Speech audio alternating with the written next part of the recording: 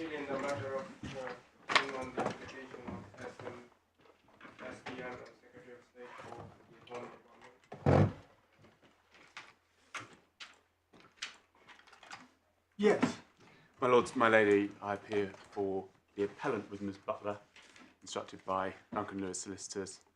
Okay, just give me 1 second. Certainly. Although Derek, my clerk, has attempted to hook me up to the screen, and I'm unlikely to be able to succeed where he doesn't.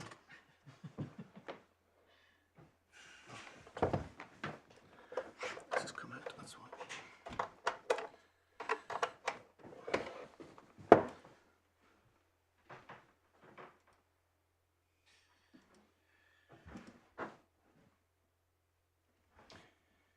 Right, okay, I'm going to have to work from paper.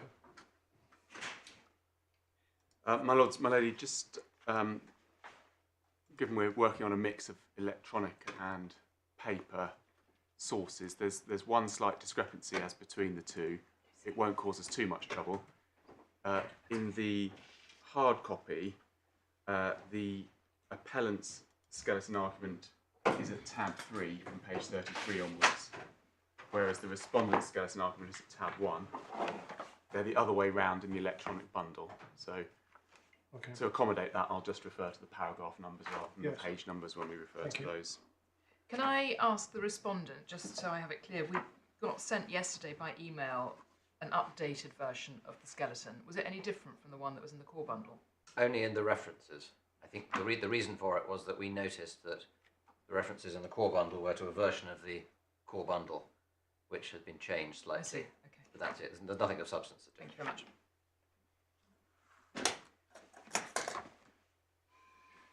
And so, my lords, my lady, should have the core bundle at 301 pages, replacement skeletons with references from each party, a supplementary bundle that runs to 386, although the last page is blank, and an authorities bundle with 20 authorities. Yep. This appeal comes to this court by permission of Lady Justice Andrews against the order of 28th of July 2022 and the judgment of Mrs. Justice Lang in the High Court. I propose to begin the understanding of the appeal by briefly turning back to the way in which the claim below was put. The claim form itself is at tab 20 of the core bundle, and page 263 is the statement of facts and grounds.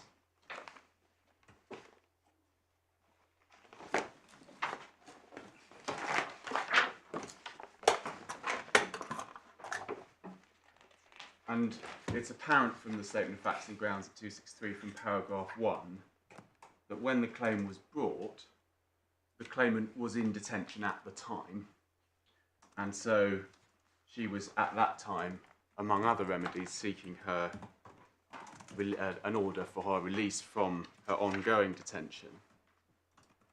But paragraph 2 of the statement of facts and grounds is a summary of the grounds. 2A, or ground 1, was that her detention and the detention of other similarly situated women at Derwentside Immigration Removal Centre in circumstances which compromise, impede or hinder access to in-person legal attendance and advice abrogates the constitutional right of access to justice without statutory authority and is thus ultra vires. Per 2E, what is called ground 5, was set out the claimant's detention is unlawful as 1, she has been denied access to justice, 2, the defendant failed to identify her as a potential victim of trafficking before or at the time of detaining her, and 3, the adults at risk policy was not applied to her. The way the claim was articulated, we can see at 75 and 70, paragraph 75 and 76 of these grounds. So the grounds begin at paragraph 74 on 283.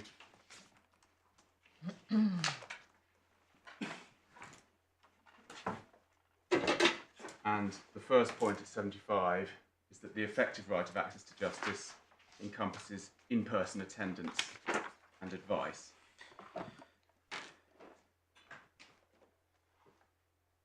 And just to note in passing, because of the way in which the respondent's notice argument is put, that this was not articulated by reference to anything concerned with legal aid. It was about the need for advice for detained women generally, by whatever means. And there were then various illustrations of why advice was required. And the evidence was then addressed related to defendants' assurances. So moving forward, you see the various headings: that women suffering trauma at paragraph 80, disabled clients at paragraph 82, and then the impediments to in-person legal assistance was turned to 83. At 86, as part of that picture is the question of the legal aid desert with no local capacity,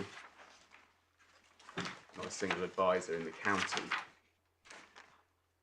And then at 92, paragraph 92 on page 291, is the summary of the submission that was made.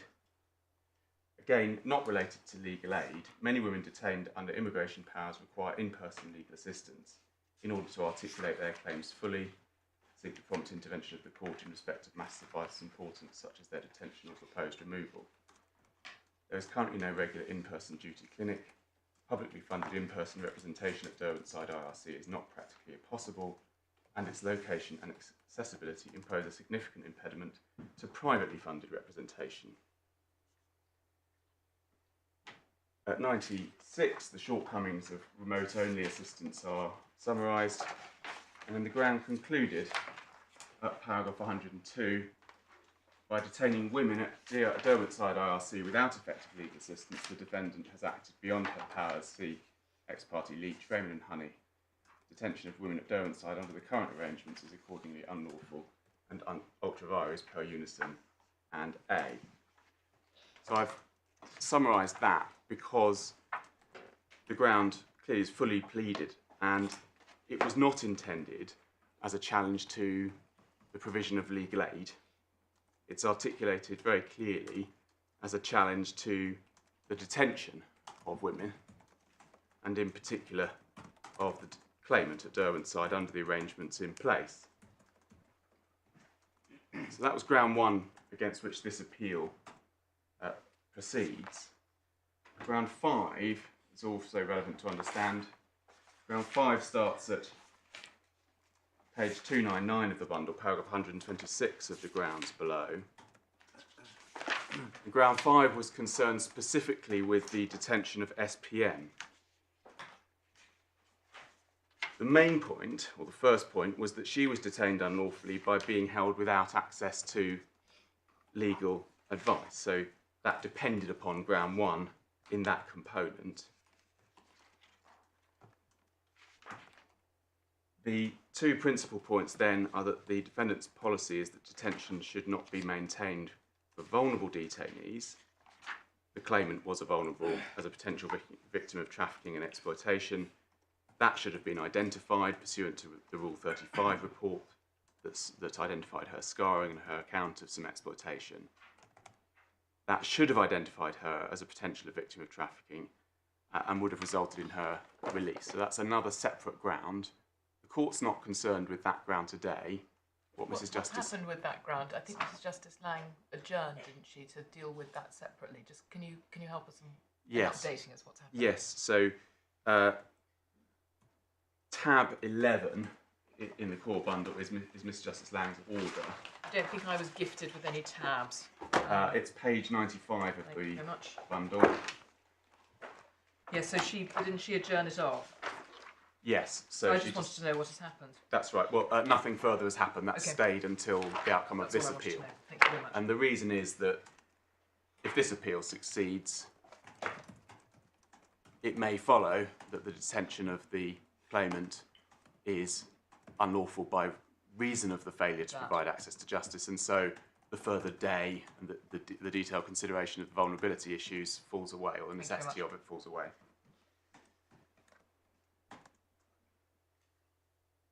The remedies, just to return to page 301 of this bundle, are at paragraph 134 of the statement of facts and grounds. So just to understand where this court is at in terms of those, following some grounds being permitted, some not, and certain issues falling away. The declarations at A and B remain relevant. So first of all, the claimant seeks a declaration that detaining women at Derwentside Immigration Removal Centre under the circumstances pertaining since the 28th of December 2021 involved a risk that persons so detained will effectively be prevented from having access to justice. And secondly, a declaration that the detention of women at Derwentside in those circumstances is ultra vires. So Lady Justice Andrews permitted the appeal on the single ground, ground 1.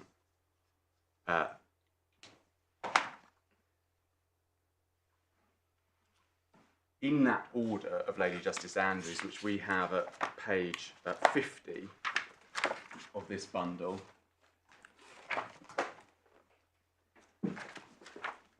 although this is an appeal against the order and judgment of July 2022, she stated in her reasons at 6 that whilst the appellant faces an uphill struggle in respect of the judge's findings relating to the latter period, by which she means a period post-dating the judgment, I'm not going to place a temporal limit on the ground that would artificially limit. Didn't she mean mid-July 22 to the onwards? She appears to have implied that it was open to the appellant to pursue an ongoing de novo challenge in the Court of Appeal, but we're not pursuing it in that way. It's just to make that clear from the outset that this appeal, as far as we're concerned, is concerned with the judge's reasoning on the evidence before her. And the time frame. I understood it to be referring, because there are 2 time frames in issue here. There's the first 6 months, isn't there, from the beginning of 22 to the middle of 2022, yes, when there was the temporary scheme in place. Yes. And then it was from I think July 2022 onwards, wasn't it, where you had and we've got the Freedom of Information Act data that deals with the second period. That's what I understood her to be referring to. Yes, but that second period post-dates Mrs. Justice Lang's consideration of evidence and judgment. So, in light of that, the appellants considered whether it would be appropriate to mount effectively the same kind of challenge that was mounted in the High Court to the period post-dating the judgment, but has taken the view that wouldn't be appropriate on appeal and wouldn't be a proportionate use of these. So are we only concerned with the period up to July 2022? Yes. Thank you. And I'm sure you're going to come to this anyway, but if we were to uphold your ground of appeal and hold that insufficient reasons and absence of anxious scrutiny was apparent, what's the remedy that this court, what happens then? Do we remit to the High Court? No, I would then ask the court to, in the light of its own anxious scrutiny of the evidence, which I shall take the court to make those declarations at A and B on page 301, to which I just referred. So it would be firstly to allow the appeal, then to make those declarations at 135A and B. If we go back to 301, the follow-on declaration would be the defendant compromised the claimant's access to justice, so directed specifically at her case. Yep. And then clearly F, J and M of those remedies remain live. F, J and M. So I've got A, B, F, J, M. A, B, E. A, B, E. F, J, M. J is about seeking damages for false imprisonment. I've no intention of asking this court to assess damages. That certainly can be sent to the King's Bench Division. F seeks a declaration that claimant's detention was unlawful as a result of being without effective access to justice. So the first limb of the false imprisonment claim. So I've just taken the court to ground 5.1. There are other grounds on which false imprisonment is also claimed. So on that, I'm happy to take the court's discretion. I would ask primarily that if the court feels in a position to find that the detention was unlawful as a result of the compromise of her right of access to justice, that it goes on to make that declaration at F. If for some reason the court feels that it would be appropriate to remit that alongside the other outstanding claims that have already been stayed and reserved to Mrs. Justice Lang, I appreciate that that's a perfectly sensible course as well, but my preferred option is the former, that the court would... It's a bit more complicated than that, isn't it? Because the damages claim would normally go off to the county court, I think. Or to the King's Bench Division, yes, yeah. I expect Mrs. Justice Lang will want it back. But anyway, we're getting ahead of ourselves. And again, of course, if we get to that point, I understand that at this juncture, the sense of reserving it as Mrs. Justice Lang has perhaps fallen away, which was that it was fresh in her mind at the time, but it's a year on now. So I hope that helps clarify what we're asking for on the appeal. So it would be, in essence, a variation of paragraph 4 of the order of Mrs. Justice Lang at page 50. Turning then to Mrs. Justice Lang's judgment. That begins at page 97, tab 12 for those who have tabs. Paragraph, you can take most of the factual history from the judgment, paragraph 4 and 13 to 26. So paragraph 4, to note, explains the broad background, and then the SPM facts start at paragraph 13 to 26. I don't know to what extent the court's already read these, in which case I'll just highlight the... I think you can reasonably safely assume we've read the judgment. In which case I shall highlight the... I think you can also reasonably safely assume we've done our best to do as we were told and read the other materials as well. I'm very grateful to my lords and my lady. And we won't indicate if we haven't. Paragraph 14, that's a summary of what she says is her history of trafficking and forced labour. Paragraph 15 notes that she wasn't believed, but there was no professional evidence of scarring before the immigration judge. Paragraph 16 sets out she was detained on the 24th of January 2022, and by the 27th of January, after a brief hold elsewhere, was transferred to Derwentsside. The 2nd of February is the Rule 35 report referred to at paragraph 19. So that's a doctor in the detention centre. When a person's detained within 24 hours, it's intended they're examined, although this took longer than that, 8 or 9 days.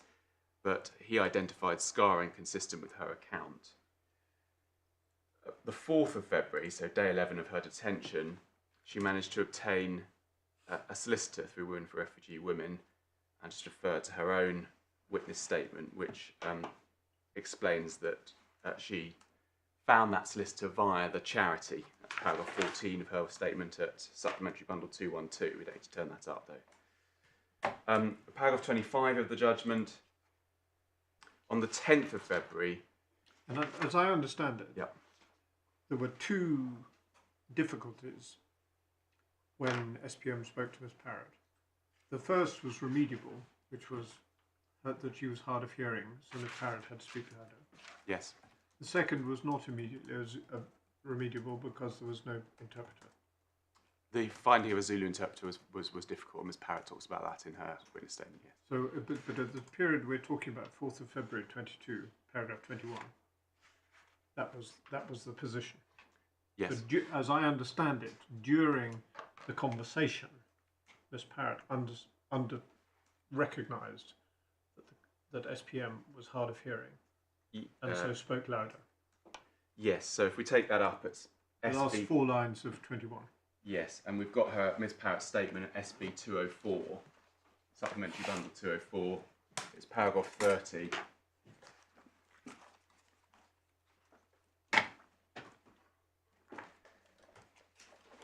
She explains, on the 10th of February 2022 at approximately 6:30 p.m, SPM called me, instructed me she'd been moved back to Derwentsside. That's later. That's later, sorry. So just before that is the 4th. So it begins at 200.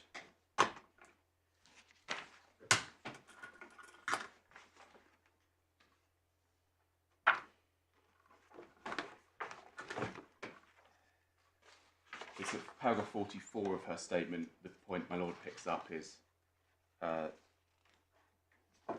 difficulty hearing, and at 45, how she tried to compensate.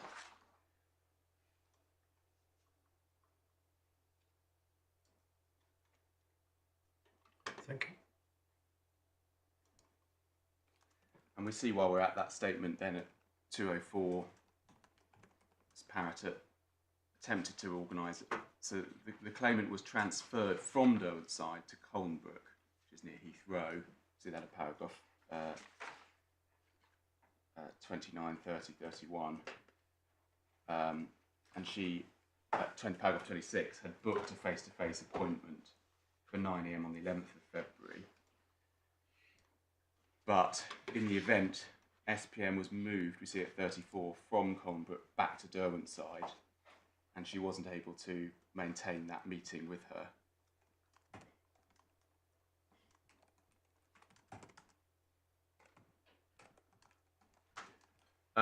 So returning to the judgment then, at 25, explains that point about the 10th of February, and SPM was referred, it's put in the passive tense, but in fact SPM was referred by Ms. Parrott to the National Referral Mechanism for identification as a victim of trafficking. And we see at 25, on the 16th of February, the defendant made a positive reasonable grounds decision in relation to SPM identifying her as a potential victim of modern slavery. Her conclusive grounds decision is still awaited. So in the trafficking directive and in the procedures that we adopt here to implement that as a two-stage process, reasonable grounds, filter stage, and then conclusive grounds after some further investigation. The conclusive grounds decision is still awaited as of today.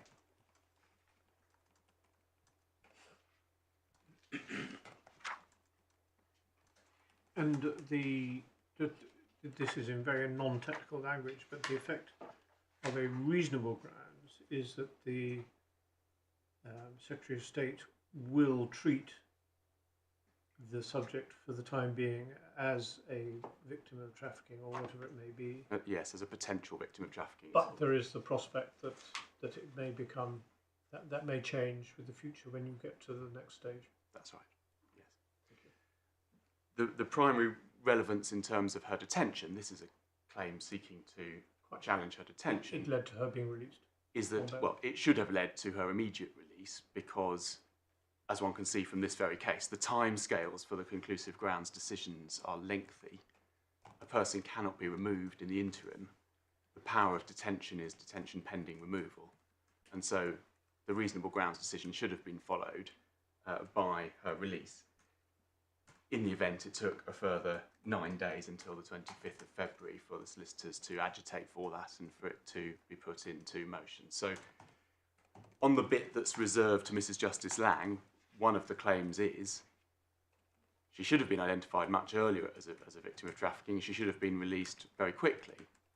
But even if one takes the timescales that it did take, it certainly shouldn't have taken a further 9 days. So at the very minimum, she's got a false imprisonment claim in respect of the last 8 days because she should have been released as soon as it became obvious there was no prospect of removing her in a reasonable period of time. And just to understand then how false imprisonment in this context works, I've brought along an extract from the case of Lumber, which the court may be familiar with.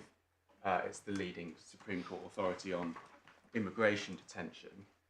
And we've just brought, because it's a 9-judge court, we've just brought the speech of Lord Dyson, which is the majority judgment.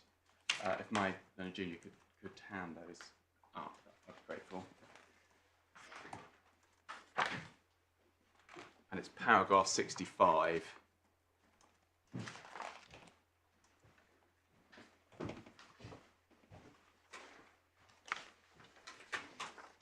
Thank you.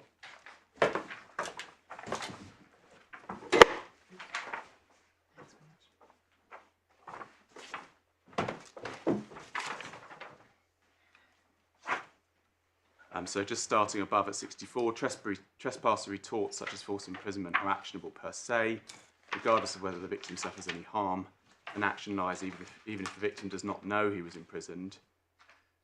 See Murray, the law attaches supreme importance to the liberty of the individual, and if he suffers a wrongful interference with that liberty, it should remain actionable even without proof of special damage.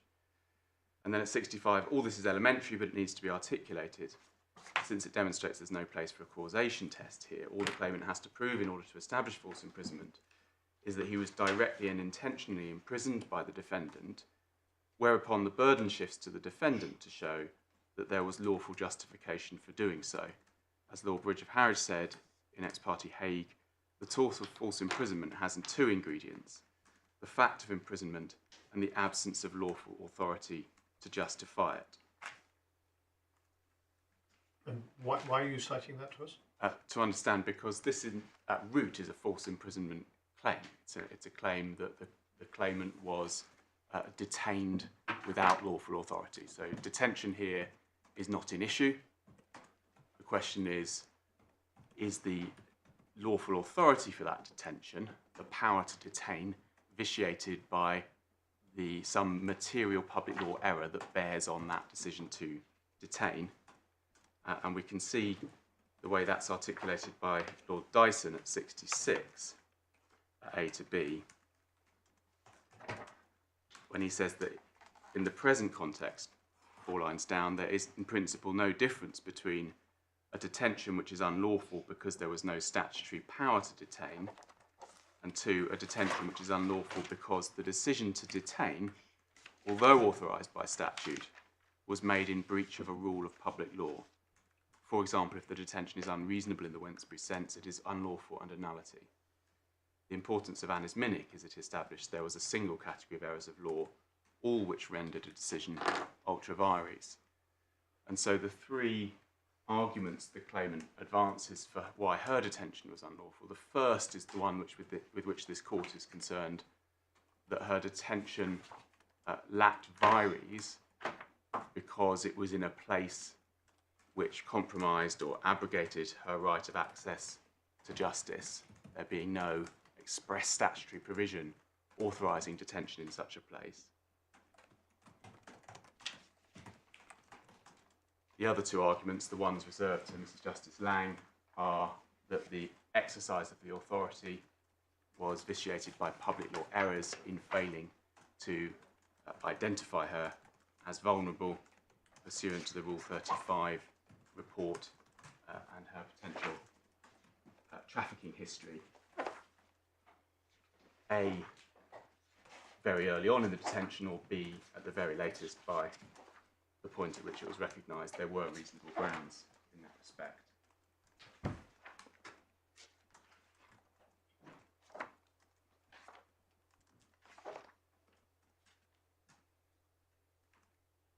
So failure to identify her as a victim of trafficking either initially or thereafter. Or thereafter, when it was uncontroversial that she was a potential victim of trafficking.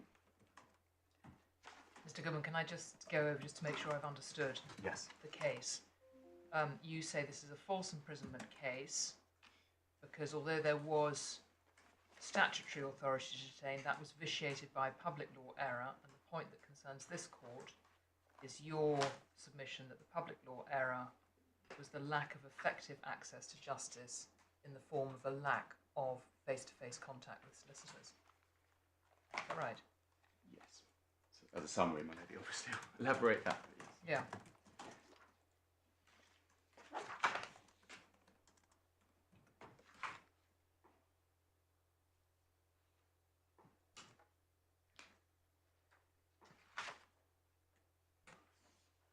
And so if I can just take the court back to the way in which it was put in the claim form in the Statement of Facts and Grounds at page 299 of the core bundle.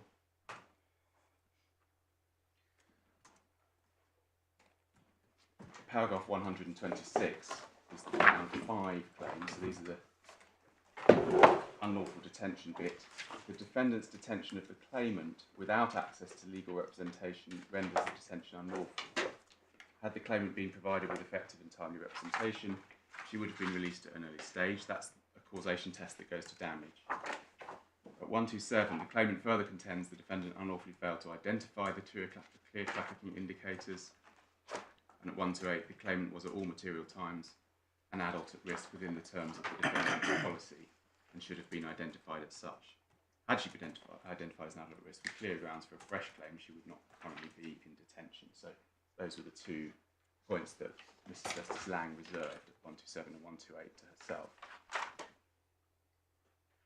So the first point at 126, as I explained, is contingent on my ground 1 as it was articulated before Mrs. Justice Lang, the abrogation of the right of access to justice.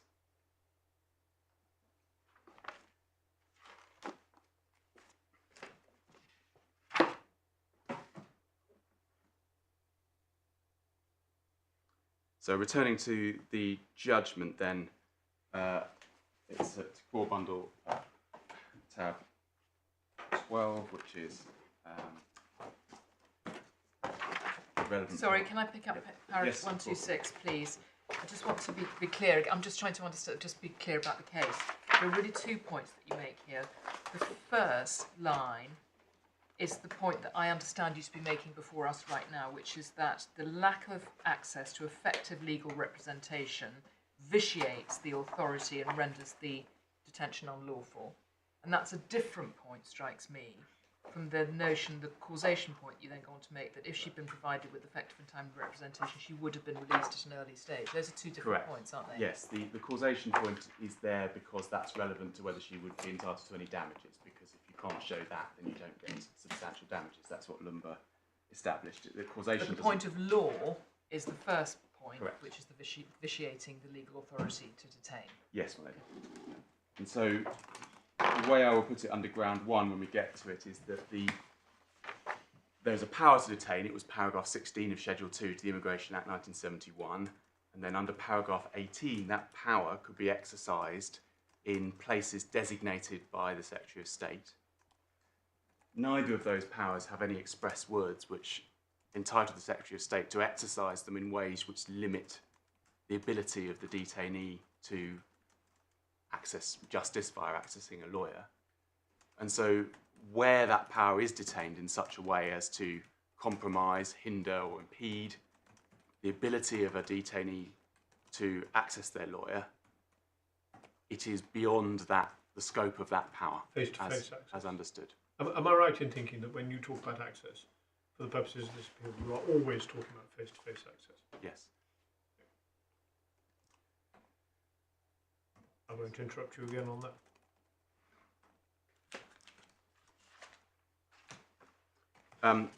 So paragraph 25 of the judgment I picked up. Paragraph 26, she was released on bail. 27 to 41 then is the Derwent side history. And again, I'll take that mainly as read. Paragraphs 30 and 31 note the equality impact assessment. And at 31, there was a reference to a detention subgroup meeting organised by the defendant. Practitioner representatives emphasised the need for in-person legal advice.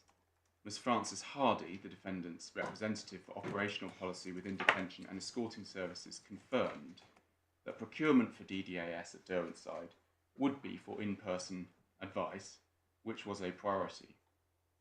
However, provision would also be made for full video conferencing facilities for use when needed. So it's helpful to note that what in fact eventuated at Derwentside was not the intention of the Secretary of State. The Secretary of State had, but for the failures of the procurement exercise, intended that in-person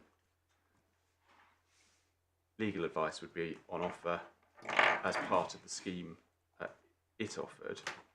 Paragraph 35 sets out the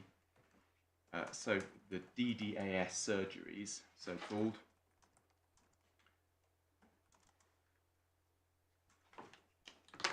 And the numbers thereof.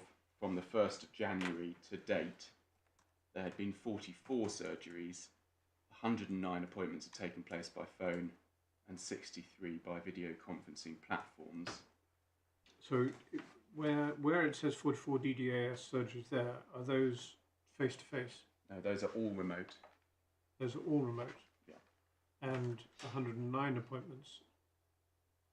So the 109 and the 63 are in addition to the 44 DDAs? I would see, I would. There's a vigorous shaking of head behind you. So, in addition. Yeah, but I think my interpretation, I'll check behind me, is that the 44 surgeries would fall away from the total 172. So they would be part of the 172. The remainder would be follow-up appointments following the surgeries. Okay. So you'd have a So one. the 44 are included within the 172. Yes. I think you're getting a bit of. Do you want to just check that? Yeah. There's like 5 appointments within a surgery day. So, yeah, you'll have a representative who'll do a surgery day, and they'll see, for the sake of argument, 5 people in the course of that day. My reading, unless I'll be correct at lunchtime now, but I'm taking more time. My reading is it's 5. So let's say they're done by video conference, that will be 5 of the video conferencing appointments. If it's done by telephone, that will be 5 of the telephone appointments. Well, what I think you're saying now, or what I'm understanding you to say now, is that the 109 by phone and 63 by video conferencing were the product or included in the 44 DDAS. That's my reading. Yeah. So So a you've got surgery may 44 be more than one DDAS appointment. surgeries, which between them included 109 and 63. But there could also have been follow-up conferences. So after the surgery, a solicitor may have then followed up with a further phone call because they decided to take the client on under legal aid. But I'm assuming And the that's captured follow-up in could these be statistics. by phone, by video conference, or in person if that was arranged. If that was viable, on which there's a lot of evidence Yes. because of the distance of travel and so on, Yes. and the costs and what's available in legal aid.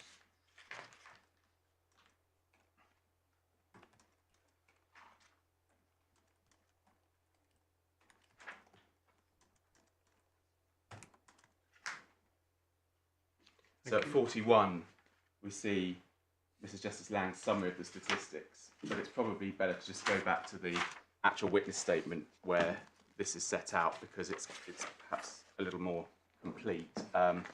It's Tawfiq Hussein's statement in the supplementary bundle, and it's page 9 of the supplementary bundle.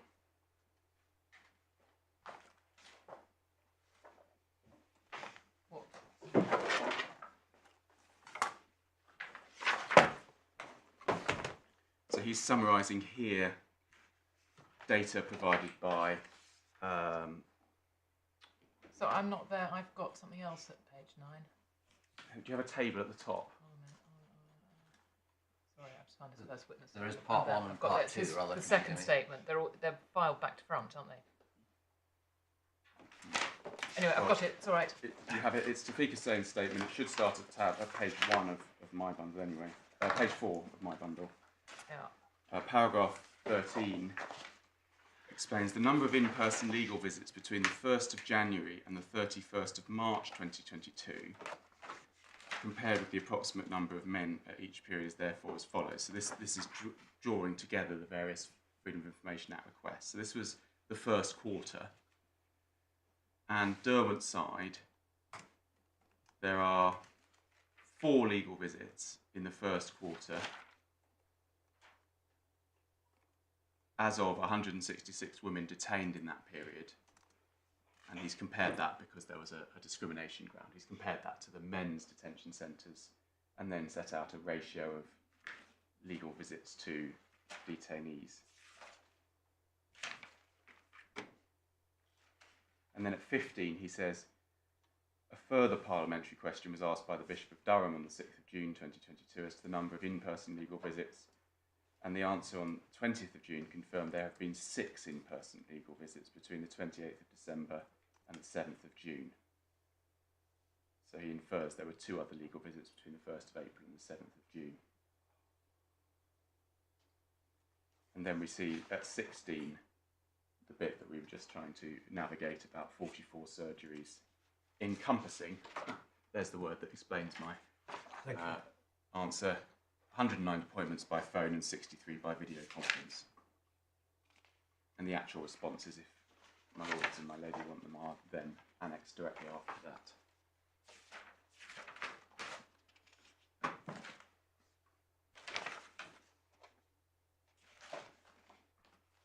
And just to tidy this up, as a matter of fact, were the four, if you look in the column at the top of the page, Yep. column 2 is number of in-person legal visits, DDAS and other. Yeah, so they You've were got not. four Derwent-side in-person legal visits. They are not DDAS visits, is that Correct. right? So all of those would have been by some other route. So we can see that, in fact, in the judgment at 41, Yes.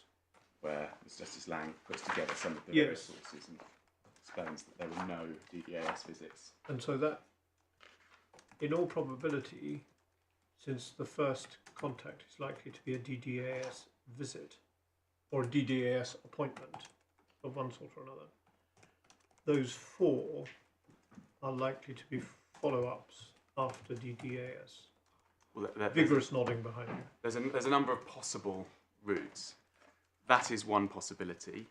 Another is that a person may already have had a solicitor when they were put into Derwent's side, and they phone that solicitor and say, can you come and visit me? A third option is that if they have financial means, they may simply arrange an appointment with a private solicitor.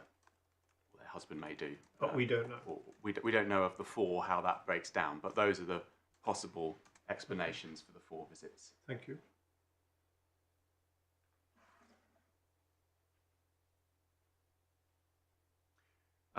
So in my skeleton argument at paragraph 15, I explain those arrangements that we've been addressing involved legal aid providers who had previously worked at Yarl's Wood.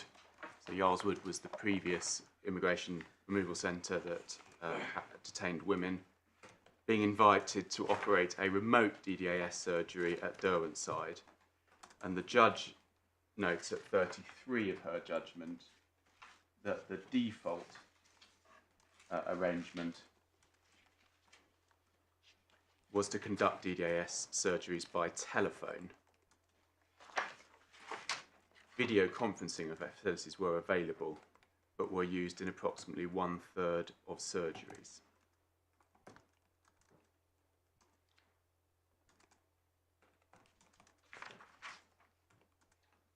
Can we just bottom this out?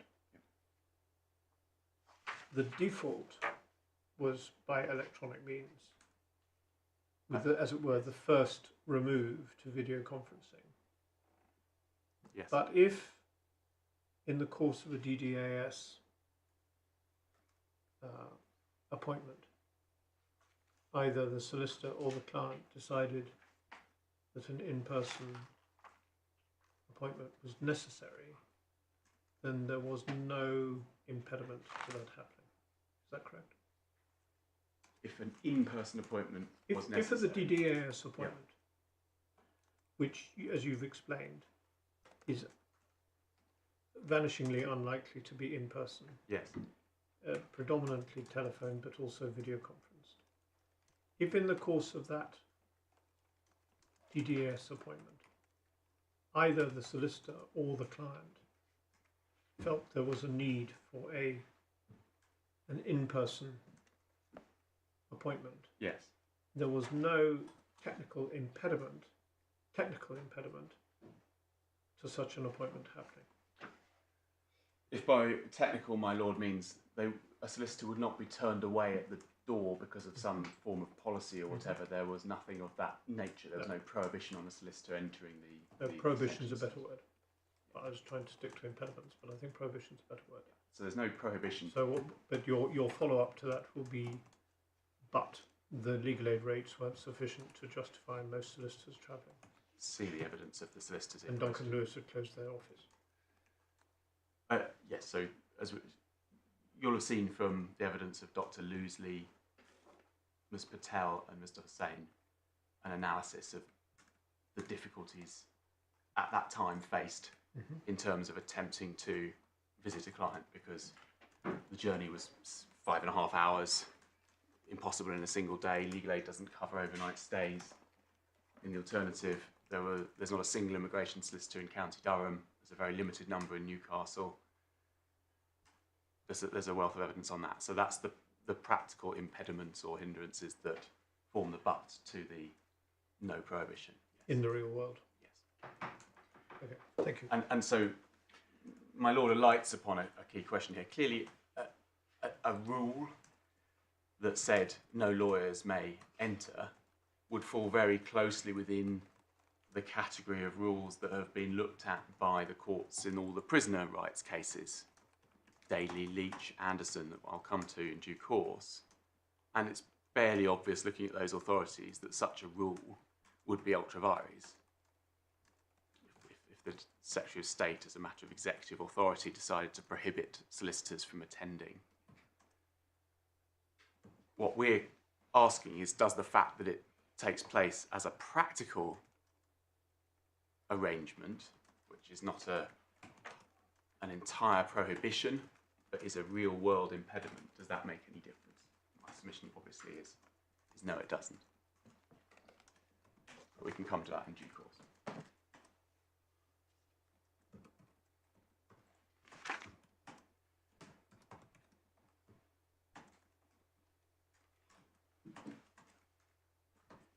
The other indicator that this was never intended to happen is the respondent's equality impact assessment.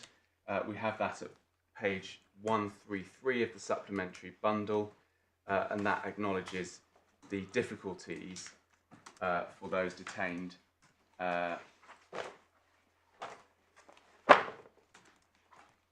in taking advice other than in person. That's at 133 under indirect discrimination.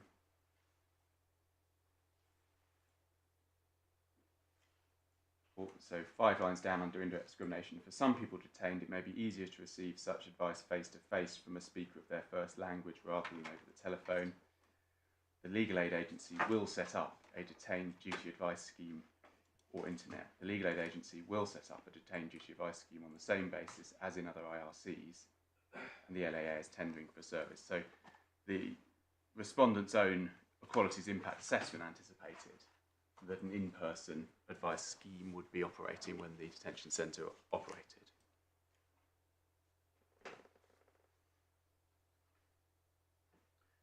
That's all I need to say by way of summary of the facts around the detention centre. Mrs. Justice Lang handed down judgment on the 28th of July, and I've explained how she reserved parts of ground 5. Permission granted by Lady Justice Andrews, I've already addressed. The legal framework. Do we have the detention powers? The detention was pursuant to paragraph 16 of the Immigration Act 1971. Which I'm just about to hand up. We could just insert that at the back of the authority bundle, or Narrating the judgment.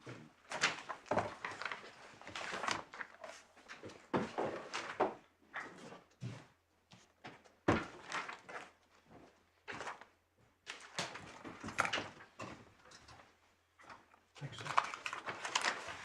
so first of all we have paragraph 16. Hold a minute, I've got the help. My apologies. Thanks so much. Yeah. Paragraph 16, Schedule 2 to the Immigration Act 1971. A person who may be required to submit to examination under paragraph 2 may be detained under the authority of an immigration officer pending his examination and pending a decision to give or refuse him leave to enter. And at 2, if there are reasonable grounds for suspecting a person is someone in respect of whom directions may be given under any of paragraphs 8 to 10a, that's the powers to remove, that person may be detained under the authority of an immigration officer pending a decision whether or not to give such directions and B, his removal in pursuance of such directive. And then over the page we have paragraph 18, which my own friend points out is quoted at paragraph 80 of the judgment. A person may be detained under paragraph 16 above in such places as the Secretary of State may direct, when not detained in accordance with paragraph 16 on board a ship or aircraft.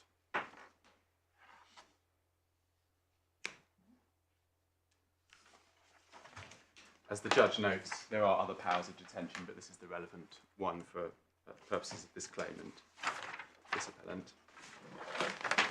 And then there are the detention centre rules, which we do have in the bundle of authorities. And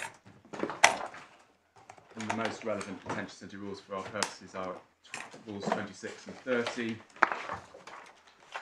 26 entitled... Where are you? My apologies, my lady. Tab 1. Tab 1, page 3 of the authorities Thank bundle. you. A detained person shall be entitled to establish and maintain, as far as are possible, such relations with persons and agencies outside the detention centre as he may wish, save to the extent that such relations prejudice interests of security or safety. And paragraph 30, legal advisors and representatives. A legal advisor or representative of any detained person in any legal proceedings shall be afforded reasonable facilities for interviewing him in confidence, save that any such interview may be in sight of an officer.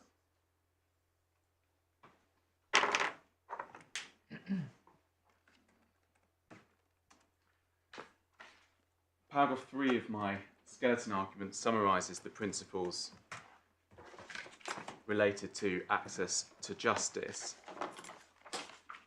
I won't run through the summary because I'm going to take my lords and my lady to the authorities in a moment. But I've set out there that the basic principles are any hindrance or impediment to the right of access to a lawyer, and that does not need to render access to the lawyer impossible, requires clear authorisation by Parliament. I cited Unison, A, and 23, 24 of my skeleton. And then the paragraph 24.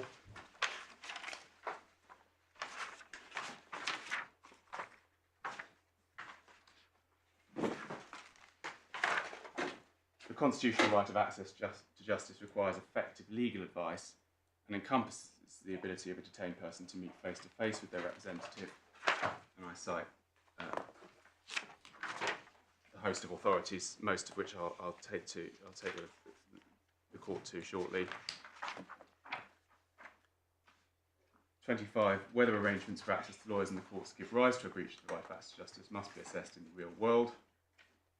And 26. A rule or practice which creates a real risk that individuals will be prevented from having access to justice will be ultra vires. And then at 28 is the I mean, just taking your skeleton at face value, in paragraph 24, you're effectively making 2 points, aren't you? One is that the constitutional or common law right to access to justice requires effective legal advice. First proposition. Yes. And then you have a second proposition, which is that encompasses the ability of a detained person to meet face to face. Yes. Those are 2 separate, or at least separate points. You have to make good both of them, don't you? Yes, well, in particular, I have to make good the second one. The first one is fairly confidently uncontroversial. Which is what you say is made good by all the extracts which you set out. Yes. None of which refer to face-to-face. None of which directly is on that point. That's what this Is So you have to provide some form of linkage. I do, and I need to make good that point essentially on evidence as to understanding what an effective right of access to justice involves. And that's really the anxious scrutiny point on which the permission to appeal was granted. Yep. And is it your case that any man or woman detained in an IRC has the right to face-to-face legal advice? Any and every? has the right to legal advice, or is there some characteristic or subcategory of people who have this right? Any detained person has the right to access to legal advice, yes. At face-to-face, in person? And face-to-face. Yes. In person. So your argument would mean that any immigration detention centre which didn't provide an individual, with face-to-face legal advice would be rendering their detention unlawful. Well, I don't put it that way, because But I that... think that's what it adds up to, isn't it? Well, what my Lord's formulation does is to convert what is essentially a negative proposition, that you may not be detained in a way which abrogates that right to access to justice, into a positive proposition that the detention centre must offer that advice to the detainee. And that's a separate proposition to the one that I need to establish for my purposes. But I think you are seeking to establish that if a person is subject to detention, to immigration detention, any person, and does not have access to in-person legal advice, their detention is unlawful. I also respectfully distinguish from that point as well. Well, So- first of all, before you distinguish it, do you assert it? No, not to that extent. So everybody has the right, but that does not mean that anyone who does not receive the advice has that right breached. So a very straightforward example would be if someone's detained for a very short period of time before being removed, they can't assert that the scope of the right of access to a face-to-face legal advice is such as to require, in a short space of time, that they have access directly to a lawyer. So how are we meant to formulate this? So For how long is a person lawfully detained without access to face-to-face, in-person legal advice? well, the question is a fact-sensitive one as to whether detaining a person without access to face-to-face legal advice abrogates their right of access to justice. On a given set of facts, it may be that there is no such abrogation.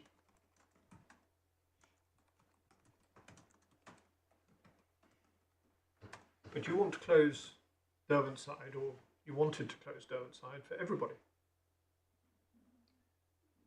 What we wanted was a declaration that required the respect for the right of access to justice. But the Now, there may have been consequence, many ways of achieving that. tell me if I'm wrong, the consequence, and I thought it was set out in the claim for relief, the consequence, if you were successful in respect of your client, was that Derwentsside should be closed. That's not the relief sought. The relief sought was a declaration that the defendant, as she was then, may not detain people at Derwentsside under the arrangements then in place. It doesn't involve closing it. It involves securing access to justice It for those involves detained. emptying it. It involves emptying it. No, it involves setting What am I up missing? arrangements which facilitated access to justice, as existed at every other detention centre. I'm obviously being very slow, and forgive me, and I mean that genuinely. I must be being very slow. But if you are asserting, or if it is the right of every person, subject to factual nuances, like if they're only there for 24 hours, to have access to in-person legal advice, and if the breaching of that right renders their detention unlawful, does it not follow that your argument impacts or affects everybody who is subject to immigration detention? Well, the argument affected, well, it doesn't affect it.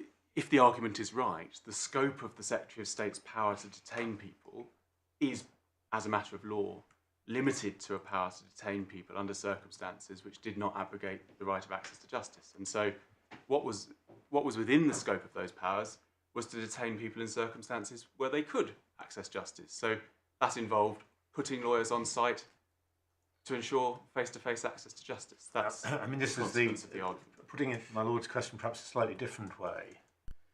I'm not aware that this respondent, Secretary of State, has powers to provide legal services. I mean, what you're basically saying is that this respondent, Secretary of State, couldn't detain people unless the Lord Chancellor effectively, or the legal aid authorities, stepped in to provide lawyers In person. in person. Respectfully, again, I don't quite accept that. That is certainly the obvious way, which applied to all other detention centres. But it's not the only way by which access to justice could be secured. And the example I gave to Mrs. Justice Lang was that if arrangements were made, for example, with a pro bono legal service, Citizens Advice Bureau, or a large pro bono department of a corporate city firm to set up facilities there, that could also be seen to be safeguarding the right of access to justice. It doesn't need to be whose responsibility is that? Which minister, which department? Is it the respondent here that would have to organise that? It could be done through a partnership agreement with an NGO, as many services are, for example, around moral support and medical support. It could be done through a private contract, as in the detention centre health services are provided by contracts. But between the respondent, Secretary of State for the Home Department, or somebody else? It could be done by them or by somebody else. But the question would be a factual one. Do the detainees have access to justice? And if by any mechanism their right was secured, then there would be no argument. So it might be that locating the detention centre in London near to where there are many pro bono options, one could achieve a similar outcome. It might be, as I say, through providing legal services through a different means, but it does not necessitate, although this is the most obvious route, the option which the Secretary of State contemplated, which was that the Legal Aids Board would provide the service in person. That's what the Secretary of State expected and imagined.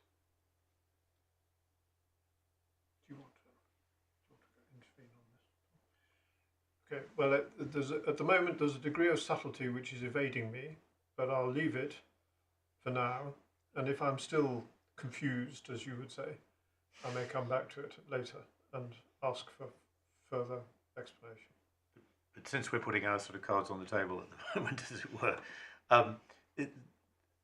this all hinges off your first proposition that access to justice, the constitutional right, requires a face-to-face meeting. And at some point, I hope you'll address the question that the constitutional right of access to justice requires effective legal advice. Yes. And so I will come on to the evidence of that, but effective legal advice, of course, in some circumstances, can be given through the telephone. We all know that. We've all done that. So it doesn't require, in every case, there has to be a face-to-face meeting. One has to look at the facts and circumstances of what the effective.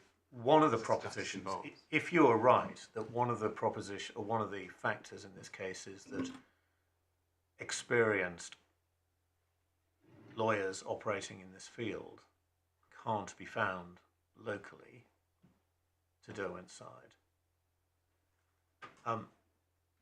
Effective access to justice could be said, would be better provided by experienced lawyers, but through video conferencing facilities, rather than a face-to-face meeting with somebody who is local but less qualified.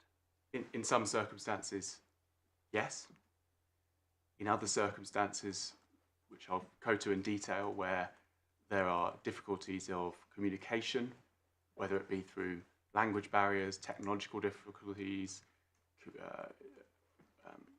interpretation difficulties, disability, all of which applied in my client's case, then the face-to-face meeting is the only mechanism by which effective access to justice can be secured. And the other circumstances we've looked at are where a client faces difficulties in disclosure. But this is a face-to-face meeting with an experienced person who isn't available locally.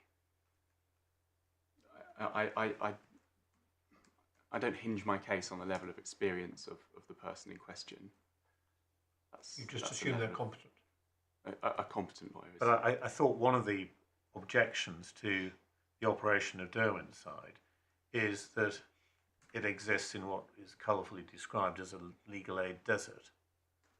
But I assume that means it's not a legal aid desert, because there's plenty of legal aid in the northeast of England, but not for this particular type of advice. Yes, that's the problem. That's right, and that's the Law So that- Society's phrase in there. So that does turn to the question of the experience of, or the expertise of the legal aid lawyer. The competency to adopt my So that my is law's part. suggestion. That must be part of the equation, part of your case. That a person is competent to act within that field, but as between the ideal solicitor and a junior solicitor, that's not an issue on which I would pin anything. That's the preference for obviously everybody would prefer to have the most qualified solicitor, but that's not a part of guaranteeing access to justice. That's not part of the minimum legal requirement.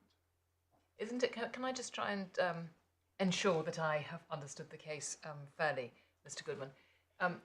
As I understand it, this case is brought for the claimant, yes, but also for a cohort of women at Derwent's side, many of whom are foreign language. Their first language is a foreign language. There are interpretation difficulties, and many of them are vulnerable by virtue of their background. So many have suffered sexual violence and so on. And so that makes disclosure very difficult. Yes. And it's those factors that make this cohort particularly needy of the facility of a face-to-face meeting.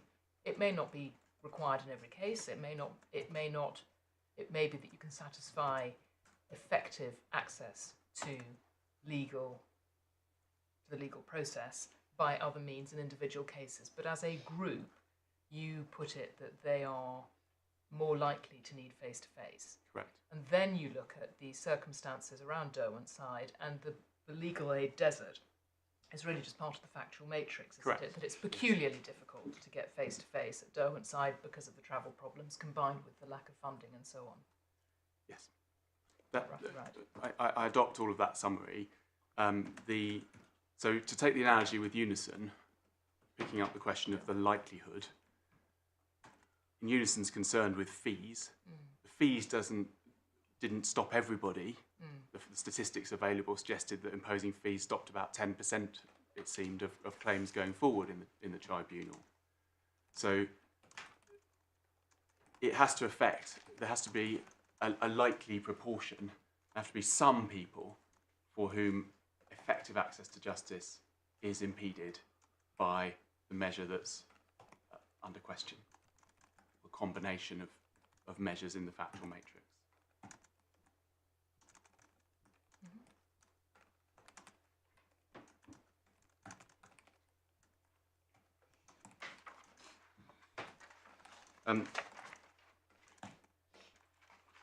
I'll go to some of the authorities in a moment. One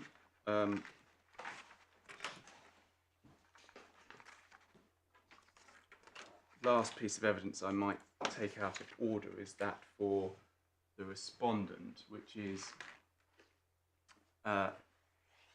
appended to the second witness statement of Ms. Drucker, and it's in the supplementary bundle. Her statement is at 485 of the supplementary bundle. Do you want us to go to that? Yes, please, my lady. This is the respondent's deponent, Yeah. the senior development manager of the legal aid agency. 258, if that helps. PDF page. And 258. I was I don't know if your ladyship's looking at it in the electronic version. It's been split into two PDFs. So I see. typing in the number my friend reads out works for PDF 1, but not for PDF 2. What do I want, PDF 1 or PDF 2? I think you want PDF 2 and then page 258. 258 lands me in a document that says paragraph 42. Am I in the middle of the right witness statement? Whereas 485 lands me at a second witness statement of Yeah. Eleanor Drucker. Yes, that's where my lord should be. So can you give me the That's first? encouraging. I think the 485 was it? 485. Yes. Second witness statement of Drew. 485. Yes. Bravo. Sorry, I meant that. I think it's only my learned friend who's got 2 PDFs. So, Oh, okay. Maybe forgive me. I assumed I had the same as That's everybody a else. cross but, you're going to have to bear, I that's think. of course It always seems, always greedy dangerous. and unhelpful, if I may say so. Well, To have two. we'll make sure Yes, my learned friend gets a composite one overnight if somehow that's well, broken. I'll manage. So that's the statement, and it exhibits a letter of the 14th of February 2023 488. at 488, which gives the up-to-date position. So after the claim was issued and went before court, I think on the day before the hearing, the defendant, as she was then, managed to award new contracts for in-person visits, and so we see the statistics on 489. Number of legal visits under DDAS. This is between the 1st of July 2022, i.e. just after the hearing, and the 31st of January 2023. So subsequent to the appeal before Mrs. Justice Lang, 159 visits in person, 27 by Skype, and 3 by telephone. And that's 84% in person, isn't it? Oh, It is. I'll take that as read. Thank you, my lord. But I think your skeleton says so, and I think I checked it. Okay, and then the second table, the non-DDAS legal visits, so people who have ongoing legally aided solicitors or private solicitors, or potentially, I don't know whether this includes follow-up visits, but 46 in person, 46 by Skype, none by telephone. So reverting to the sort of position one sees outside COVID times in detention centres, where the overwhelming majority are, the 84% of the DDAS visits are in person, and half non-DDAS visits are in person.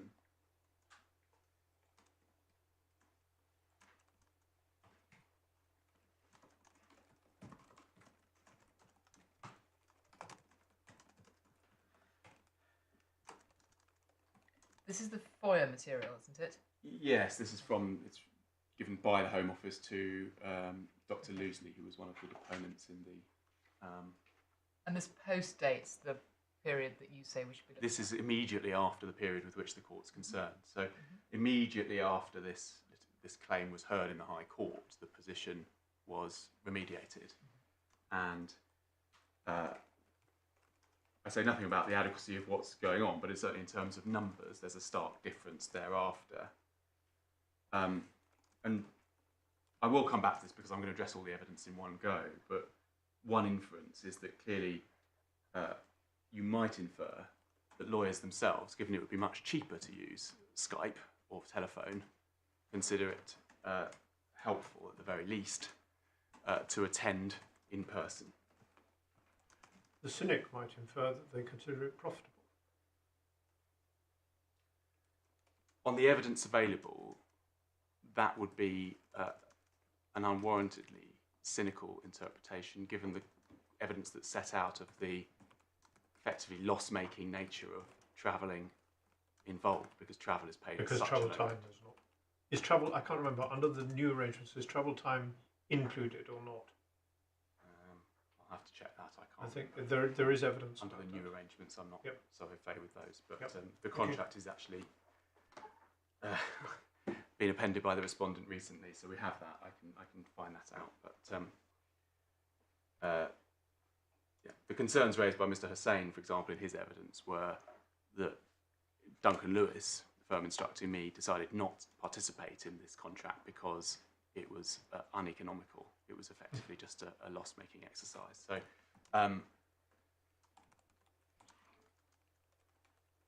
There is that dimension rather than the pure cynicism of it being a matter of profit making. Sorry, the evidence is that that the current arrangements would be loss making. Yes, so Duncan Lewis The Duncan Lewis thing didn't- would be, wouldn't they? Duncan Lewis did not bid for this contract as we are looking at the evidence that we're looking at the evidence of now, because their calculation was that to fulfil it would be loss making. They have enclosed their Newcastle office in 2021. I think. My lord may be ahead of me on that particular detail. Yes, it's- but There are 3 firms that did bid and got Yes, the contracts, that's and right. we just don't know what their economics are, but we don't can know what tell they are. that they're turning up quite a lot. But they're turning up. Yes, it seems. And we've got their travel distances, because that's in evidence. 3 hours, 5 hours, whatever it is. Yes. And I'm reasonably confident that in the evidence or in the judgment is that Duncan Lewis closed their Newcastle office in I'm prepared 2021. to accept that. Yeah, I think there may be a Leeds office or something. But what the evidence explains is that the surgeries itself may be loss making, but if you then progress towards a full legal aid representation, clearly then you have a client who requires a lot more work, and so that's the way you make it up. But just to give that picture on. So it's not, but just to answer my lord's cynicism point about it, the visit itself. In my submission, there isn't evidence that the visit itself is something which would be undertaken from a cynical perspective of billing more, because the visit itself seems to be a loss-making component of a wider picture of the way in which it's considered to be a justifiable economic activity for the firms involved. But presumably the point is, if it's a loss-making exercise, it might be regarded as a loss leader, because it may generate better remunerated follow-on work for the people who are seen. That's right. At the centre, depending on where the law firm is located. Yes. Yeah.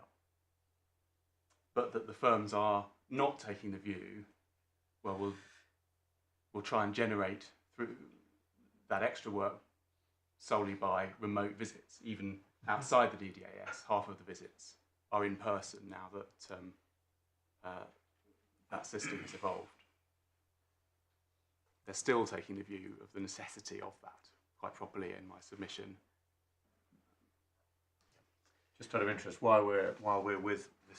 Drucker, I certainly, for some reason, got a first witness statement of Ms. Drucker on the bench Yeah, here. so I think that wasn't included in the respondents asked for that, which we don't object to be added to the. It's not going to be easily added to anything at the moment because it's not hole punched. But as and when it is, where should it go?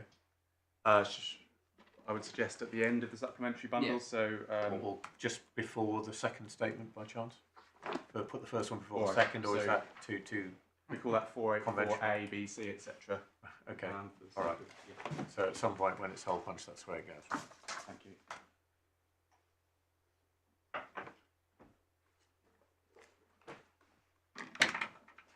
So if I could take then to some of the authorities in more detail.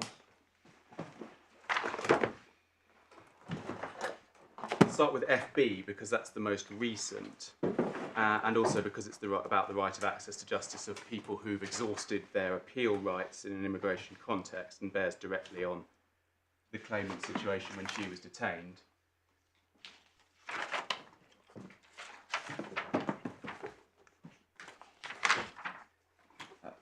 FB is tab 17, which is page 404.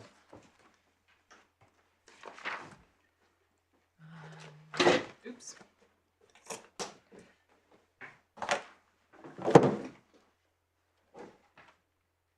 The structure of the argument in FB is mirrored in this appeal.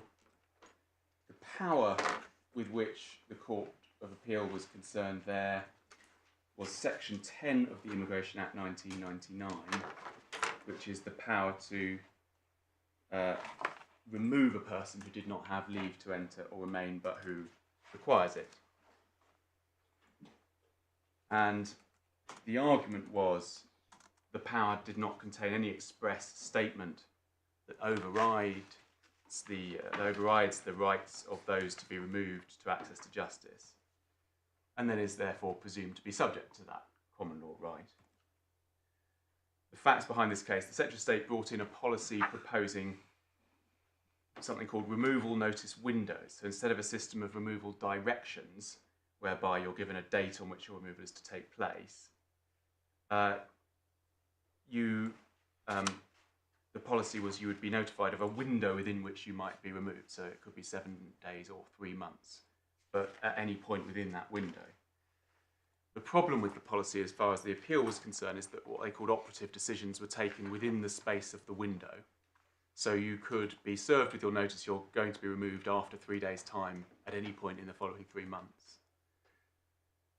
That prompts the removee to put in the fresh claim and say, hang on, I'm a victim of, go off to a lawyer, and the lawyer says, well, you haven't had your trafficking claim properly dealt with. The Secretary of State could then reject the paragraph 353 fresh claim and remove you simultaneously. And the argument was that that abrogated the right of access to justice because there was no opportunity then to judicially review that before the person was removed. And the Court of Appeal did hold that the policy infringed the common law right of access to justice and was ultra vires, and we see that at the second holding on page 405.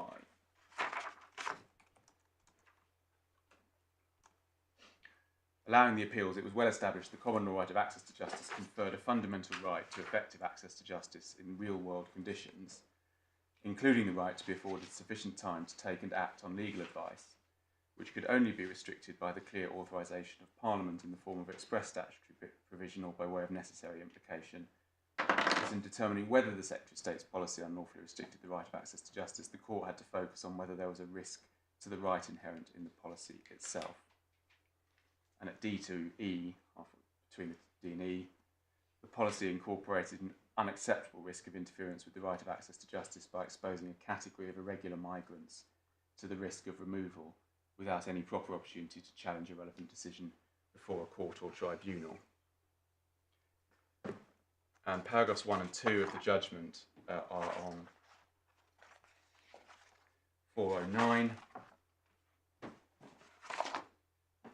Second sentence, paragraph 1, where individuals dispute an executive decision that bears upon such entitlement and or removal as part of their right to access to justice, they generally have the right to apply to a court or tribunal to challenge that decision.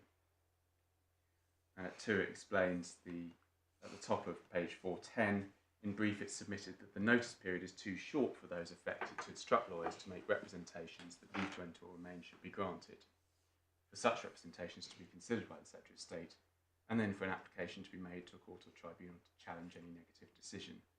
So it's inevitable many negative decisions affecting their right to remain and their removal are made after the notice period has ended, so that they become at risk of immediate removal without an adequate opportunity to challenge the material decision or decisions before a court or tribunal.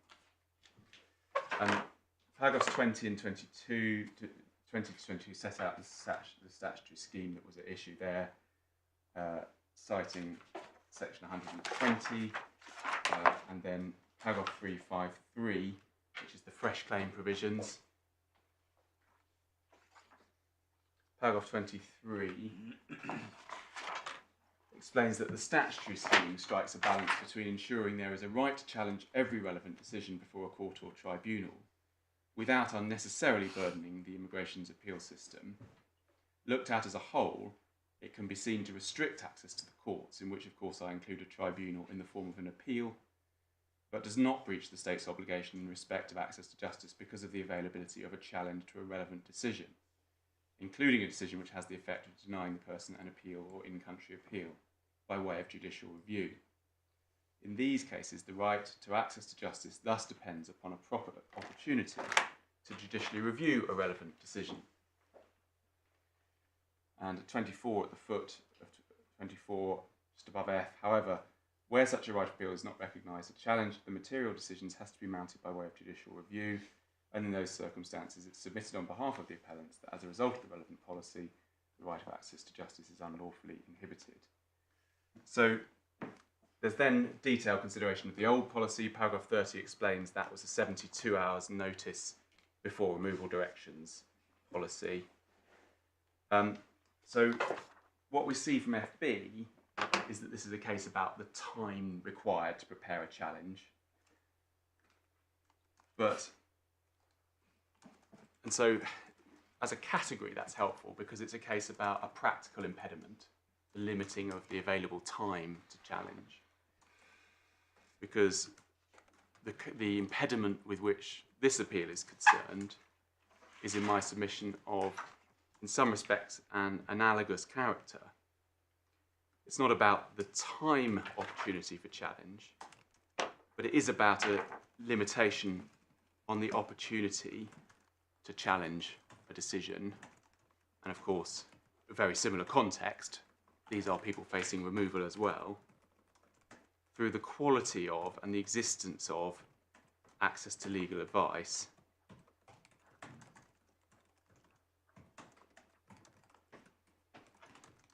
So it's a helpful case because unlike all the prison cases, which I'll also go to, or the fees case at the Unisons and Whittam, this is about a practical restriction rather than a rule or prohibition or a standing order.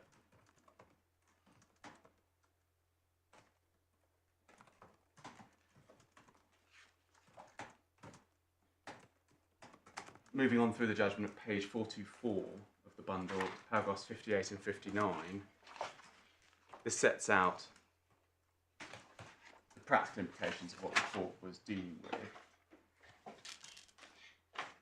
59, we see the practical realities for a person served with a notice in the removal window is what's at issue.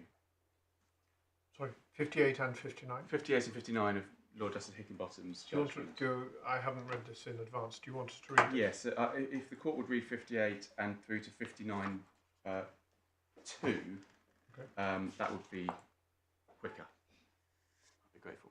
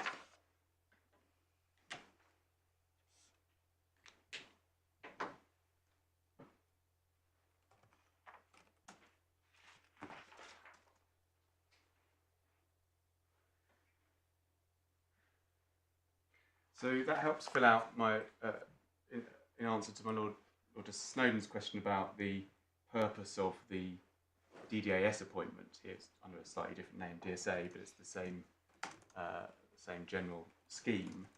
At H on 424, the purpose of the first session is to ascertain the basic facts of the matter to decide whether action can be taken and whether the matter requires further investigation. So bear in mind it's a 30-minute appointment, probably with an interpreter.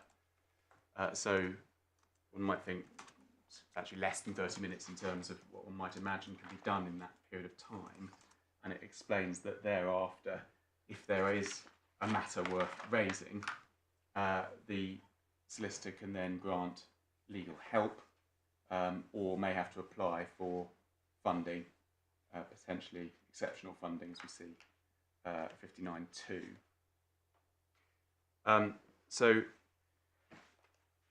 what it helps in terms of the factual matrix to understand is the pressure upon that 30-minute slot for those whom, like the claimant, there is a reasonable basis for a fresh claim, as is acknowledged through the reasonable grounds decision. In practical terms, in the real world, the primary opportunity by which that will be identified and picked up is through that 30-minute slot. And one sees the difficulty this claimant had even in getting that 30-minute slot. Instead, what she got was a solicitor arranged through a charity. She didn't get a duty appointment when she was detained at Derwent's side. The interpreter has to be on your case present in person as well, do they? Well, that would depend on the facts. Often interpreters are not present. One can use one on you can use an interpreter on video. That's not an intrinsic component of my case, but obviously that's better. Okay. So the lawyer There may be cases where not having one would breach access to justice. In the overwhelming number of cases, probably that would suffice. I mean, particular difficulties arise where there's a significant difference of dialect, for example.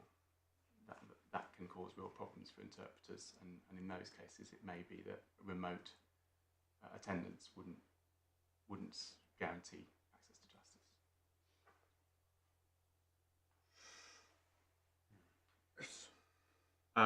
I'm resisting the temptation to reopen start niggling away at what I was niggling away at before.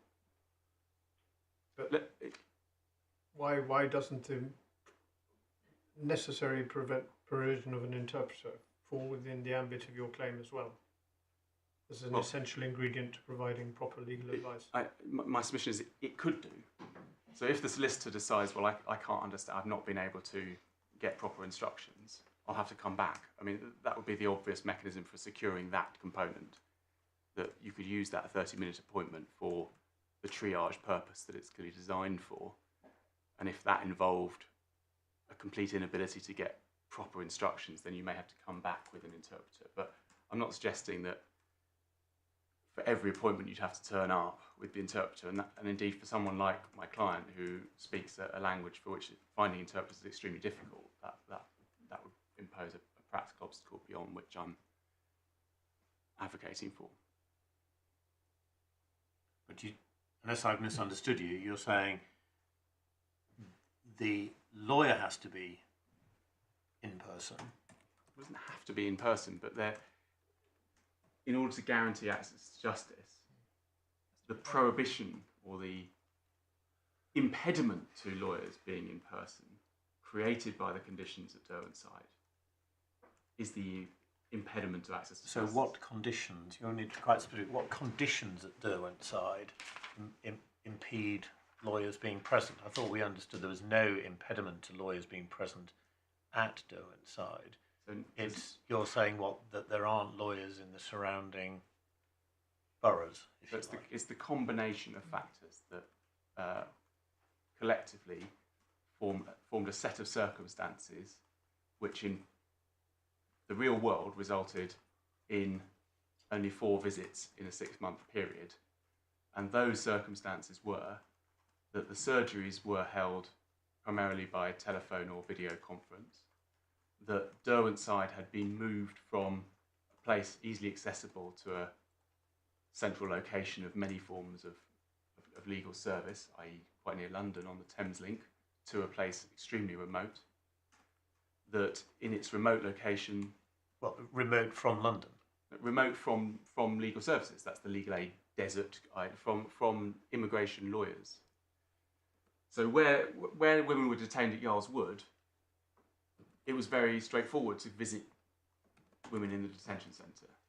Where they are detained in County Durham, miles from the main centres of legal services, there is an insufficient capacity within the legal services available to service the women detained there. That's one of the parts of the factual matrix, which led to the situation whereby only 4 women were seen in person. I mean, my Lord's questions are really directed at the sort of proposition that, are you saying that it's not effectively lawful for the Secretary of State to choose to detain people in remote locations, using the word remote by reference to the established haunts of the legal fraternity who deal with this type of case, that the Secretary of State can't lawfully cite a detention centre away from London,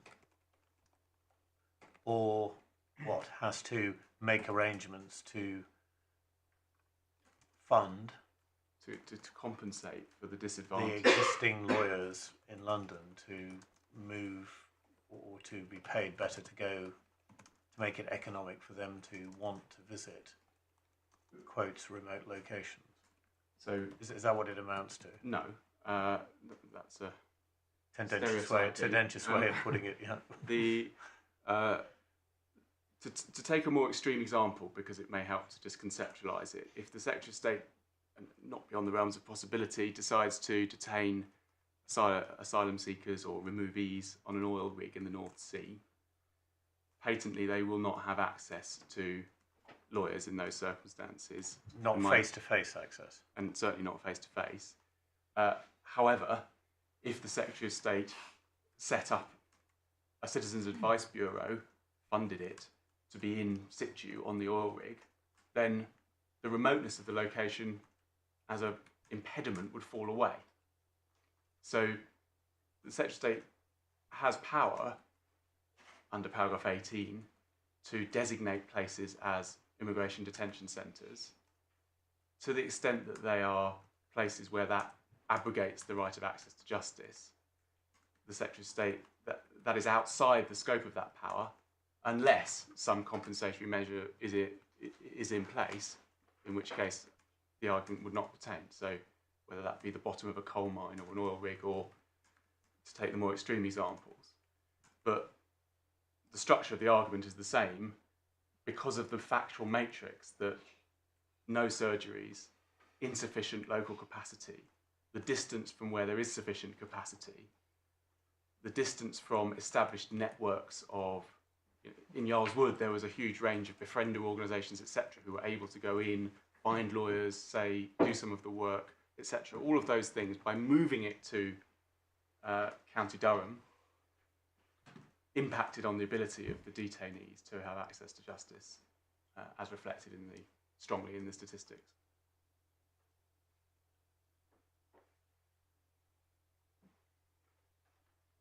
So your read across from FB is I've highlighted practically impossible. So you'd say that in FB, the short time frame made it practically impossible to bring the case back to the Secretary of State and to challenge it. In this case, it's the combination of factors that makes it practically impossible, or very close to impossible, for face-to-face. For some women. For some women, those who require it to have face-to-face meetings with their lawyers. Yes. And so, picking up how FB progresses at 91, the key passage in unison is referred to. So that's page 433 of the bundle. And what Lord Justice Hickinbottom draws from that is at C to D, thus the right to access to justice is an inevitable consequence of the rule of law. As such, it is a fundamental principle in any democratic society, which more general rights of procedural fairness are to a large extent designed to support and protect. 92. The right of access to justice means, of course, not merely theoretical, but effective access in the real world. It has thus been said that the accessibility of a remedy in practice is decisive when assessing its effectiveness. This means, and he draws that from MSS in Belgium, it's not a common law case, but draws that into the analysis. This means that a person must not only have the right to access the court in the direct sense, but also the right to access legal advice if, without such advice, access to justice would be compromised, see Daly. And for these rights to be effective, as the common law requires them to be, an individual must be allowed sufficient time to take an act on legal advice. So substituting mutatis mutandis for time, the need to be able to disclose, to communicate through face-to-face representation. That's how I articulate the basis of the case here. 97 to 98 explains the potential to restrict the right. So some of the questions which have been put to me have been of an absolutist character. Does everybody have to have access to a lawyer at all times, etc.? And we see at 98 how some of the restrictions on the common law can be imposed. The common law right to access to justice may be restricted, but only by Parliament, and then only by clear authorisation in the form of express statutory provision or necessary implication. Substantial submissions made on both halves which emphasise the limited ways in which the restriction of right of access to justice might be authorised and how restrictions should be construed, but the appellants were here pushing at an open door because it's not the Secretary of State's case that Parliament has given any such authorisation. There is an argument that Section 27 of LASPO, Section 27.2, gives that authorisation. I'll come back to that. So here we are in that, not directly on that territory. That needs to be addressed later. And then paragraph 117. However, in my view, the broader submission has substantial weight, as I've described. Which paragraph are you? Sorry, paragraph 117 on page 439. Thank you. Perhaps the court would want to just read that. That's a...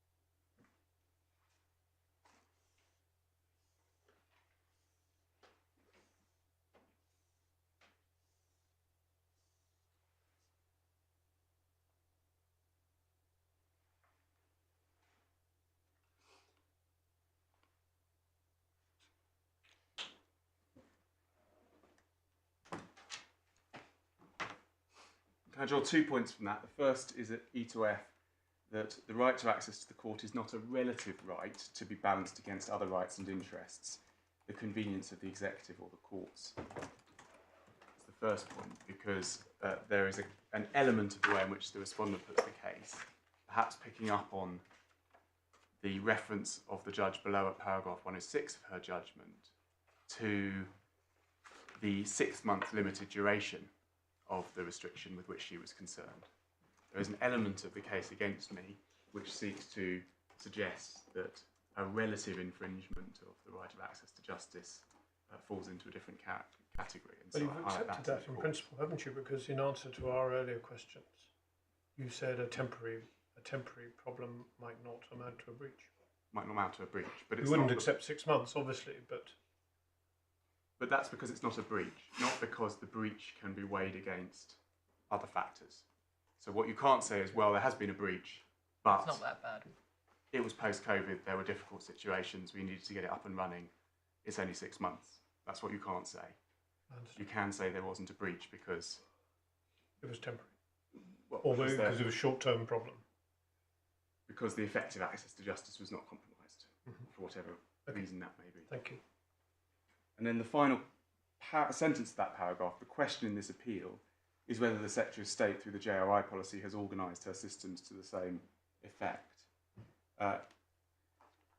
Essentially, that structures as well, in a useful way, the question here, whether the Secretary of State organised her systems in such a way that she could meet the requirement for an effective right of access to legal advice. And at paragraph 124, we see the real risk test flowing from the authorities, which are all cited at 124, and then at the end of paragraph 124, cites Lord Reed in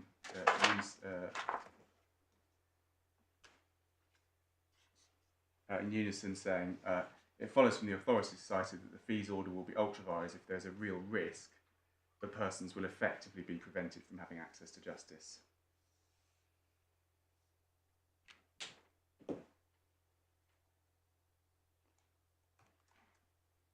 And the conclusion of Lord Justice Higginbottom is at 126, that the interference was effectively the same as in the previous medical justice case, and it did abrogate the right of access to justice.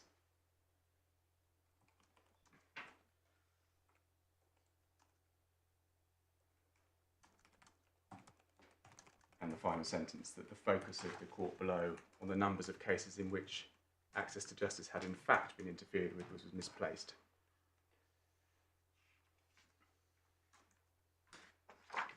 And at 129, clarifies that the case is not a rationality case. It's a claim that without parliamentary authorisation, the policy abrogates or restricts the right of access to the court for those who have been notified of a removal window.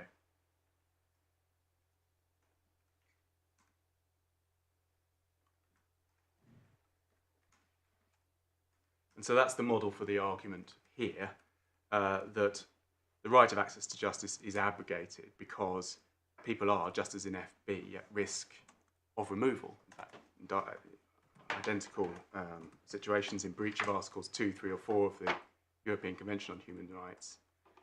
And additionally, at risk of false imprisonment, as indeed we say SPM was, by virtue of being detained by the defendant in circumstances in which they do not have a proper opportunity to access lawyers. It is a bit different though, isn't it? Because the fees cases in this case are about policy roadblocks, if you like, to getting access to justice. So in this case, the time frame was so short that it left detainees unable to make their arguments and so bring their appeal, bring their challenge or a fresh claim or whatever. And the fees cases are like that as well. It's that people are being shut out entirely. And there is really a difference here, isn't there? Because the women, this claimant and the women in her cohort did have access to legal advice, but it's your case that it wasn't effective access because it wasn't good enough, because there wasn't facility of a face-to-face. It was necessarily by electronic, by remote means. So that involves a rather different analysis, doesn't it, of looking at whether it was good enough or not good enough. That doesn't really arise on these cases. My lady, that was precisely the issue in FB, because the question was, is there enough time? So it wasn't the question of, it abnegated the possibility of legal advice entirely.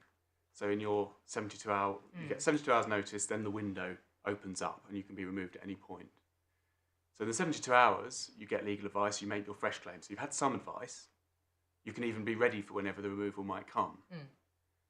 As and when you're removed, you may have a further opportunity of hastily phoning your solicitor and saying, I'm about to be removed, and they may do a out-of-hours injunction to stop the flight. So there wasn't no possibility of legal advice.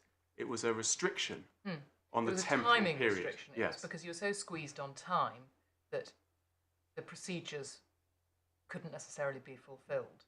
And it's just a different, here the issue is the quality of advice that you're getting because of the means that you're forced to use to get it. Yes, so it's a qualitative rather than temporal restriction, but it's, in my submission, fairly close in terms of the analogy. Okay, well, I mean, I think that's just an issue to debate, because it seems to me that is quite a difference between some of these cases and what you're talking about, because your client, well, I think there is a difference to be drawn. So, that's all. just to expand the reason why I say that there is a sufficiently close analogy that the authority leads my way is that the effect of the temporal limitation was to make it much more difficult for lawyers to afford their clients the service that they were instructed to afford them, i.e. in most cases in these urgent situations would be to issue a claim for judicial review and seek an interim order for their removal to be stayed. Now, what the policy did was to make that very difficult by contracting the time. It didn't make it impossible. In fact, FB himself was able to stop the removal. That was an issue on in terms of prejudice to him. Similarly here, in our case, the detainee meets with a lawyer, has half an hour over the telephone, and all I need to show is that in some cases that will be insufficient for them to communicate the nature and facts of their claim to convey that there is something in it in terms of stopping, in terms of obtaining an order for removal. The 30 minutes got nothing to do with it. Your case is, I mean, because if the person was in the room with them, you wouldn't be, this claim wouldn't be being brought. So the 30 minutes business has nothing to do with it. It's the fact that it has to be by telephone or by video link, as I've understood it. That's the point. But, well, the 30 minutes does matter because 30 minutes in person is of a better quality than 30 minutes over the telephone. So you're talking about a further diminution of an already very compressed access to a lawyer. Mm-hmm. So if you're facing technological difficulties, interpretation problems and so on over the telephone, that's going to exacerbate the difficulties in communication over and above the situation that would pertain in person. So the lack of time is relevant to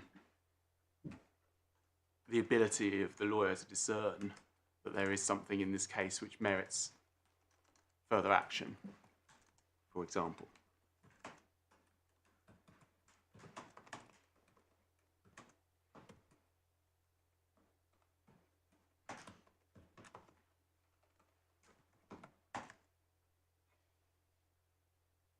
And I just use the word at least some, which one can see in paragraph 131 of the judgment. Sorry, at 1325 on page 444. Hold on.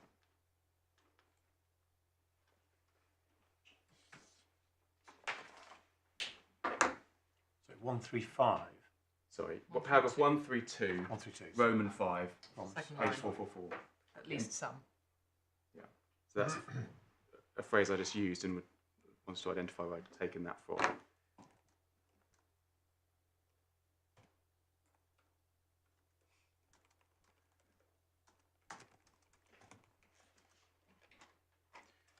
I mean, picking up my lady's point about time, I mean, I suppose you might say that one of the other ways of, sorry, let me put it to you, is one of the other ways in which it could be said, means could have been put in place to make this detention lawful, would have been that if the consultation is to be by remote means, a longer period of time would have had to have been allowed? Or do you say that because of the particular needs of this cohort, no amount of time by remote means would have done?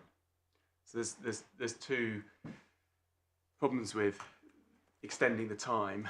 One is that those who already have lawyers, that wouldn't benefit their ability to meet them. So many people go into detention, they've already got a legal aid solicitor, they want to see them, not the person on the duty rota. Those lawyers are still inhibited or impeded by virtue of the distance and so on from getting to Derwentside. That's the first problem with that suggestion. It doesn't resolve that problem. But the desire of somebody to see somebody face to face can't be the test. No, but of course not. That's not the test. The test is whether there are some people for whom effective access to justice requires an in-person face-to-face. But my question is that right? So you're saying that there's a certain category of people for whom no length of remote consultation will do. It has to be face-to-face. Again, I don't mean to quibble, but to always take these examples and then extend them into absolute I'm trying to test. Except the problem is I'm trying to just understand where the boundaries of your submission lie. Yeah. To test, as I think the lady was trying to do, what are the component elements that are in play here? So it's legitimate to at least, isn't it, to test the extremes to understand where they are. It is. I understand that, but I'm never going to accept one of these absolute ways in which the test is put. So I'm just apologising in that I'm not being awkward. Okay. What I'm saying is that just being difficult. Let us suppose that there are a cohort of those who were detained who we know were traumatised, whatever, how many dozen it might be. It may be that for some of the sum, that having a very long time by video conference or telephone enabled them, for example, in terms of the disclosure issue, to open up in a way that they wouldn't have done earlier. So there may be some for whom that applies. There may be others for whom it simply doesn't apply. There may be some for whom the language barriers are not overcome by a longer time. The problem that the solicitors talk about of understanding how your witness might appear in court, understanding how credible their account seems, reading their body language, none of that may be overcome by having a longer telephone call. So there will remain impediments to the fulfilment of effective I know access to you justice. keep, for obvious forensic reasons, concentrating on the telephone call, but I understood the video. evidence was, well, you say all video, actually there's quite a difference, isn't there? I mean, if this case had only offered telephone facilities, undoubtedly your case would be much stronger, wouldn't it? I mean, you know, I know you always deal with your strongest argument, which relates to telephone facilities, but there were video conferencing facilities available throughout, weren't there? Yes. Well, So aren't we this is really just slang. aren't we really talking about video conferencing as opposed to in person?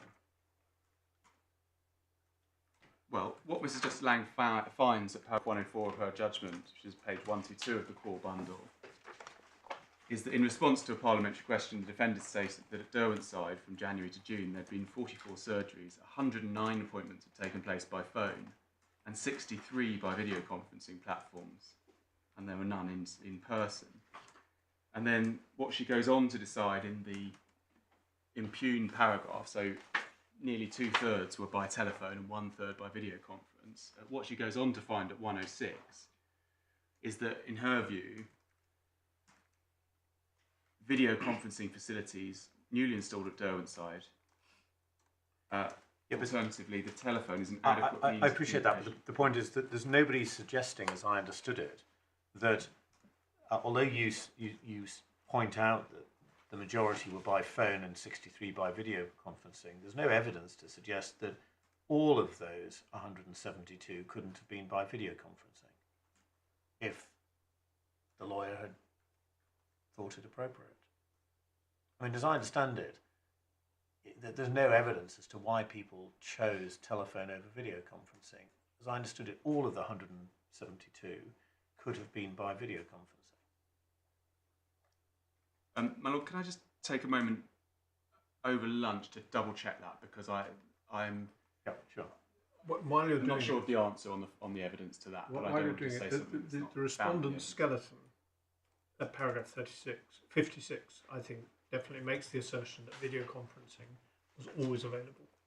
the evidence. Well, DDAS surgeries were provided by telephone or video conferencing, as they routinely were at all IRCs throughout the pandemic. See detailed grounds of defence. However, it was open to detainees to request a face-to-face meeting. Then it becomes a bit more contentious at that point. But the basic availability of video conferencing, as my lord says, I thought was established. let me double check on the evidence rather than try And while I'm being that's the difficult, can I raise one other thing which I think I would find. You haven't come to your evidence yet, which is obviously an important part of your case. Yeah. But can I just say, at the moment, having not had the benefit of your submissions, but having read the evidence once, it tends to be framed in terms of harder or more difficult or longer rather than impossible. You know, the typical thing is it's harder to read body language or to understand, or for the woman concerned to open up, or it may take longer, which goes back to my lord's earlier question about, well, what would the position be if it had been 45 minutes rather than 30 minutes? So time, in that sense, time may matter. But you may want to leave that till after. I mean, I'm I'll not sure address you're going that to rather finish than take before that out of order. There certainly are passages along those lines. So clearly questions of preference are not what this appeal's about. So No, but effectiveness is what Effectiveness this is what- appeal's about, and it may be said that effectiveness is quite an elastic concept, which impossibility in FB wasn't a particularly elastic concept, but effectiveness does incorporate a range of possibilities, doesn't it? And so that's why my Lord's question is so important, because if something's a bit harder, it doesn't necessarily mean it's not still effective. It just might have been, you know, you might have, in a perfect world, have been able to do it in a different way.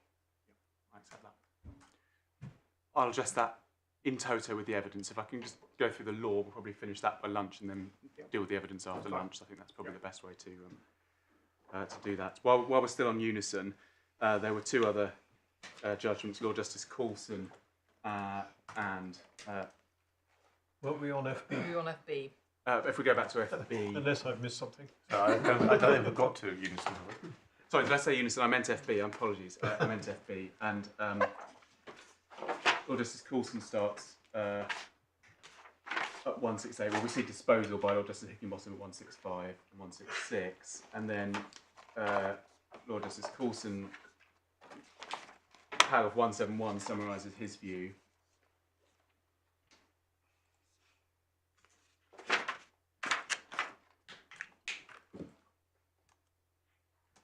The only argument in that case for the respondent was that the policy did not amount to a restriction for reasons given by Higginbotham LJ at 120 to 148. I consider that submission is unsustainable. And then Lord Burnett at 189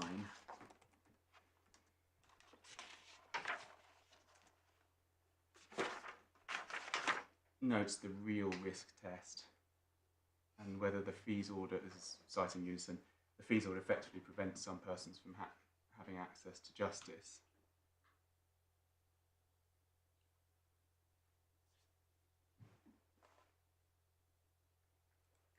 And at the foot of D, the evidence was not conclusive in demonstrating that the fees had prevented people from bringing claims, but conclusive evidence was not required. He said that it's sufficient in this context if a real risk is demonstrated. And at 196, like Lord Justice Higginbotham and Coulson, I consider that whilst in many cases the safeguards built into the policy go some way to avoiding the risk of peremptory removal without a realistic chance of challenging an adverse decision made during the removal window, they do not meet the central vice of denial of access to justice before removal of a readily identifiable subset of irregular migrants. So that goes to some of perhaps my lady's questions and the concepts of flexibility, that there will be cases, even in the temporal limit, where the safeguards, so-called, that were relied on, I haven't gone into all the detail of all of those, would operate so as to ameliorate any breach of an effective right of access to justice in an individual case. But overall, they didn't meet the central vice of denial of access to justice of a readily identifiable number. So I do then turn to unison. So you said that the test for us, it's sufficient if a real risk is demonstrated. So going back to para 189, Yes. there's a real risk on the facts here that some claimant or others at Derwent's side did not have effective access to legal advice, which is a component part of their fundamental right to access to justice. Yes. And in assessing that, you say that we look at what was provided and can ask ourselves whether that met the central vice, in other words, the real risk that we've just identified. That's sort of where we head Yes. on this, is it? Okay. Precisely, my lady. And so, I mean, the phraseology Lord Burnett uses at 196 and then again at 200 is there's an unlawful impediment to access to justice in many cases. There are readily identifiable classes of... Sorry, while there is no unlawful impediment in many cases, there are readily identifiable classes of case where that will not be so. That was his conclusion at 200. So one can see there that although there may be many cases where applying it to our facts, there's no unlawful impediment to accessing justice by virtue of the arrangements that were made around detention at Derwent's side there are readily identifiable classes of cases here, I say, applying that approach, where that will not be so.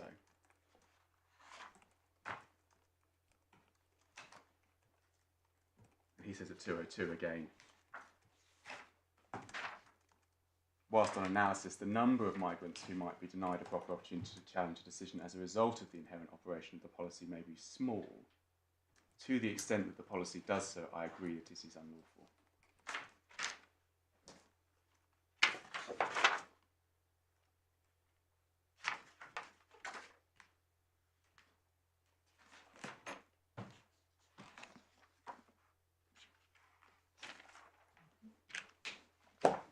Where were you quoting from just That was then? paragraph 202 in the judge. 202, thank you so much. 202 of Lord Bennett's.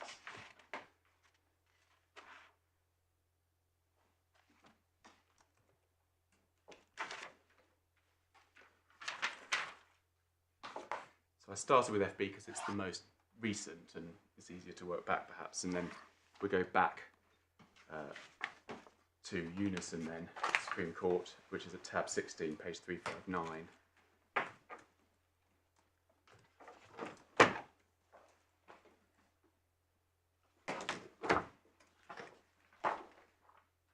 And we've already touched on this, it's about the fees. I know the court will be familiar with it, so I don't need to rehearse the facts from the head note, but the holdings are at 360.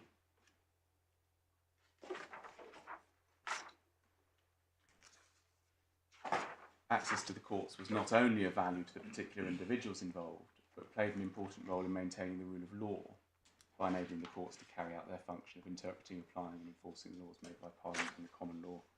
The constitutional right of access to the courts was inherent in the rule of law, but it had been recognised by the courts that the right of access to the courts could only be curtailed by clear and express statutory enactment. Therefore, if the executive introducing a hindrance or impediment to the right of access to the courts, that would have to be clearly authorised by primary legislation, which would be interpreted as authorising only such a degree of intrusion upon the right of access as was reasonably necessary to fulfil the objective of the primary legislation in question. And then at D, referring to the fees order, it would be ultra vires if there was a real risk that it would effectively prevent some persons from having access to justice. And the conclusion to 5 seconds there. It did effectively prevent access to justice and was therefore unlawful at common law. And that then refers to paragraphs 66 to 68 of Lord Reid's speech, which is at page 386 of the bundle.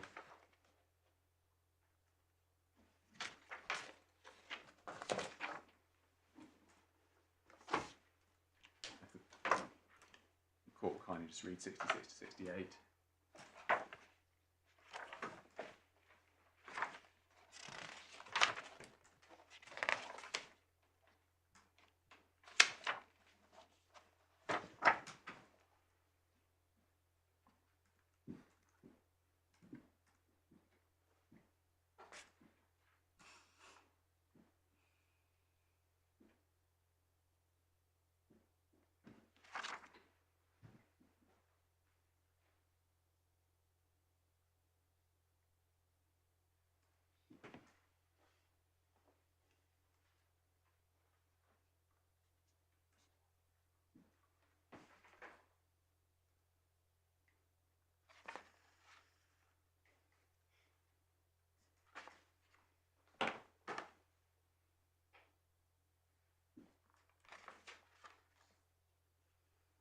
Where do you want us to read to?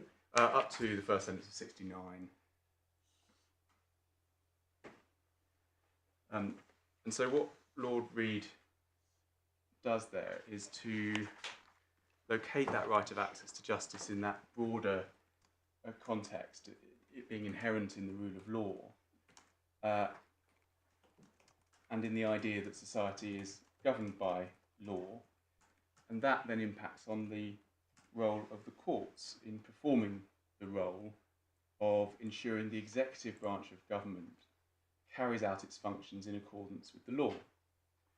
And so that articulates the role of the court in this context as well, where we have the court asking whether the arrangements of Derwent's side in making those arrangements, the court has to perform its function of ensuring the executive, the Home Office, the Secretary of State for the Home Department, carries out its role of immigration enforcement in accordance with the rule of law.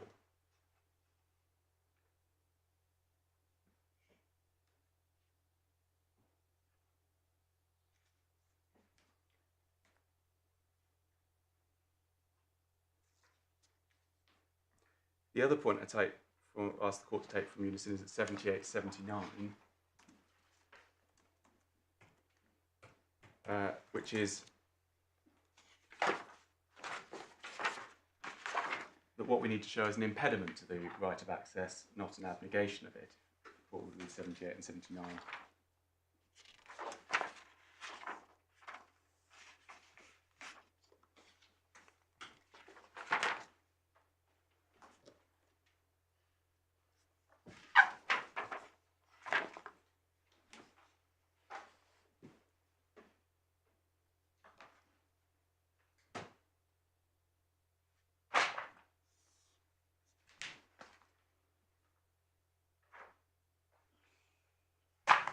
And 87 is where we see that test that appears in FB. Second sentence, it follows from the authorities cited the fees order will be ultra vires if there's a real risk the persons will effectively be prevented from having access to justice. Where are you? 87. Thank you. Paragraph Got it. 87.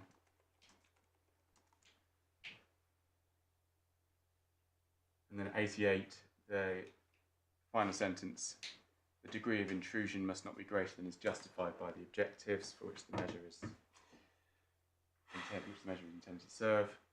And then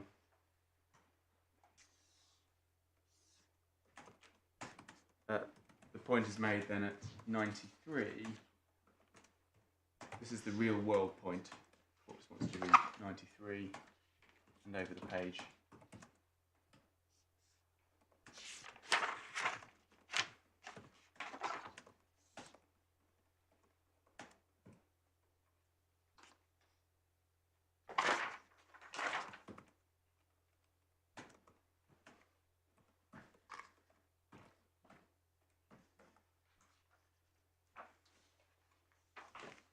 And then to note that if the court's at the end of that,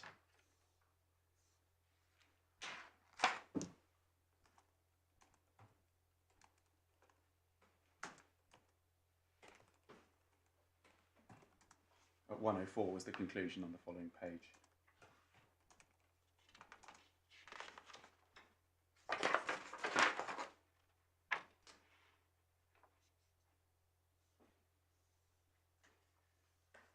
And then in terms of that test, the Supreme Court considered that again recently in the case of A, which is at tab 18. And the relevant paragraph there is paragraph 80 on page 491. At the foot of that page, H, having considered unison. Hold on. We're on page 491. 491. So this is the more recent Supreme Court decision in the case of A and the Home Secretary. Thank you. And this concerned the test for challenges to policies and considering the unison judgment, and then at H, setting out again the test applied.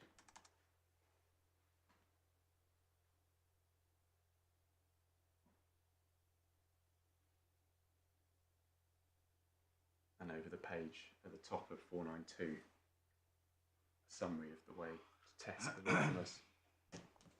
It's legitimate to have regard to evidence regarding likely impact, and the court has to make an overall evaluative assessment whether this legal standard is met or not.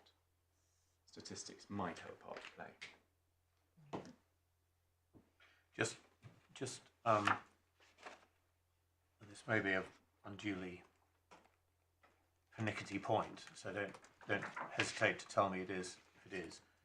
But when Lord Reid talked in unison at paragraph 87 in the test that he formulated, that the particular order would be ultra vires if there's a real risk that persons will effectively be prevented from having access to justice.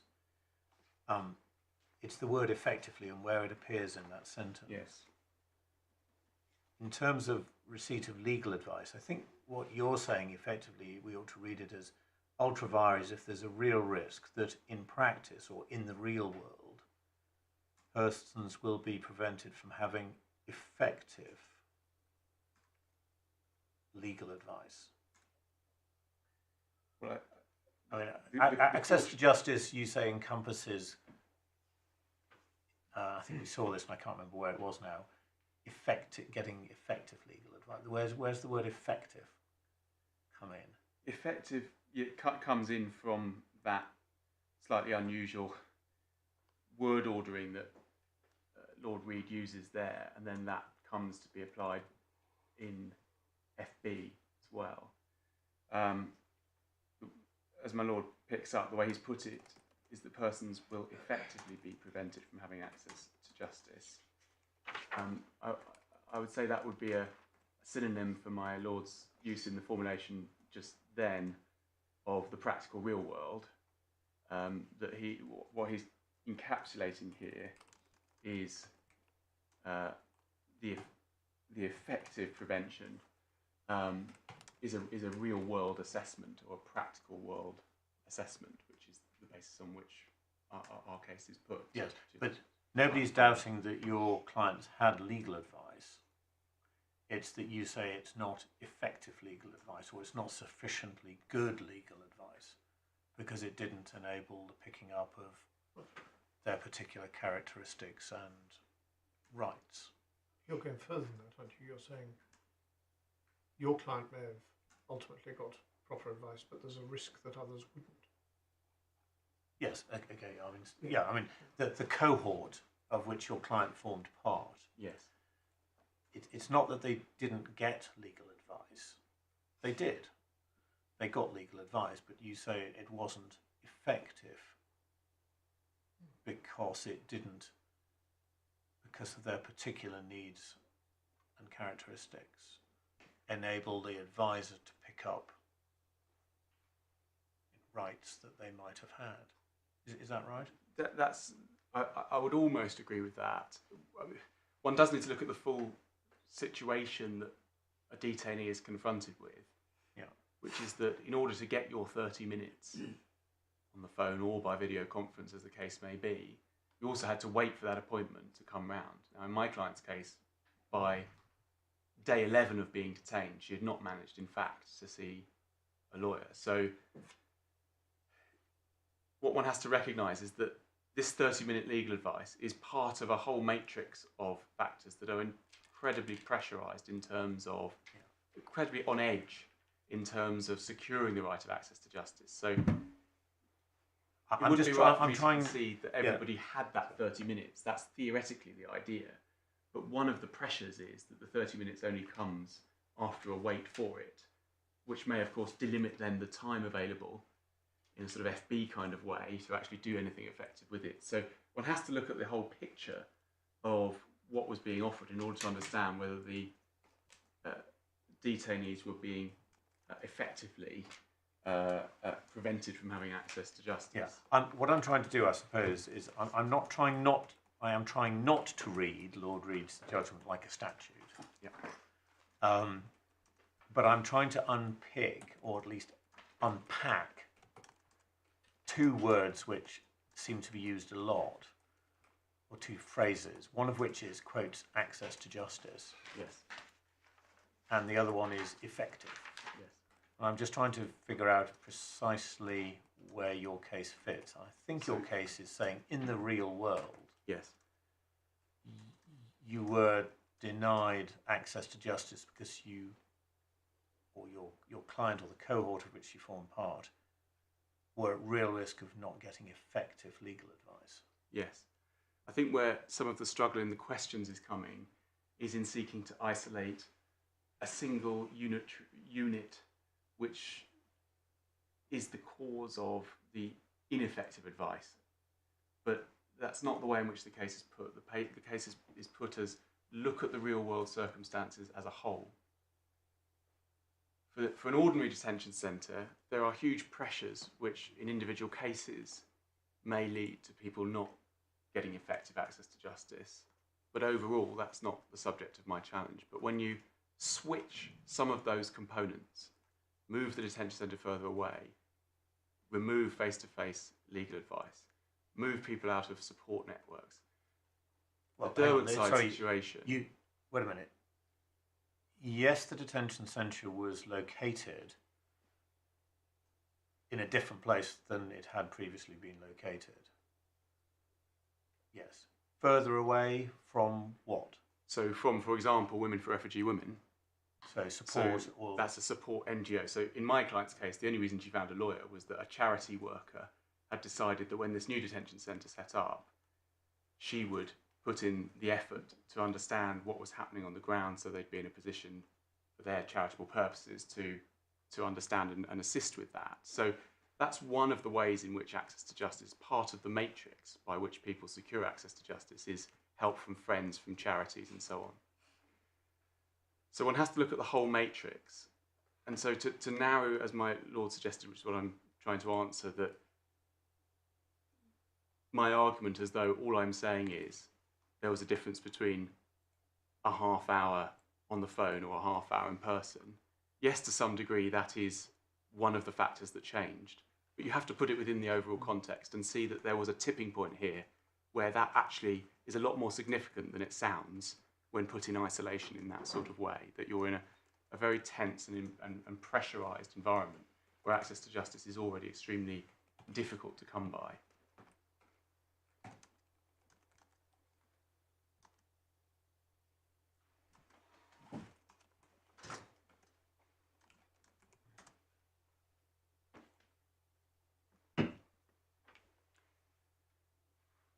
If we can move on to Anderson, that's the next authority. So Anderson is tab 4, Divisional Court, Lord Justice Goff and Mr. Justice Mann.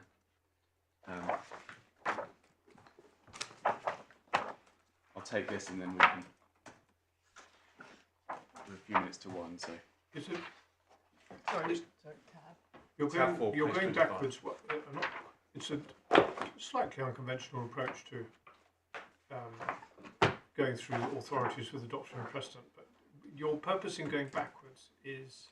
So this adds two points. First, straightforward point that access to justice encompasses unimpeded access to a lawyer. So it gives I mean, that's an uncontroversial point, but this is an authority directly on that point specifically.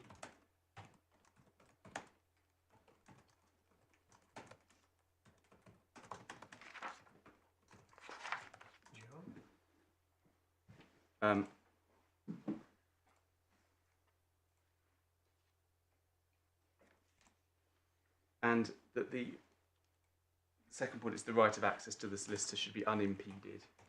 Well, you've got that from the Supreme Court in the last 5 years. You don't really need this,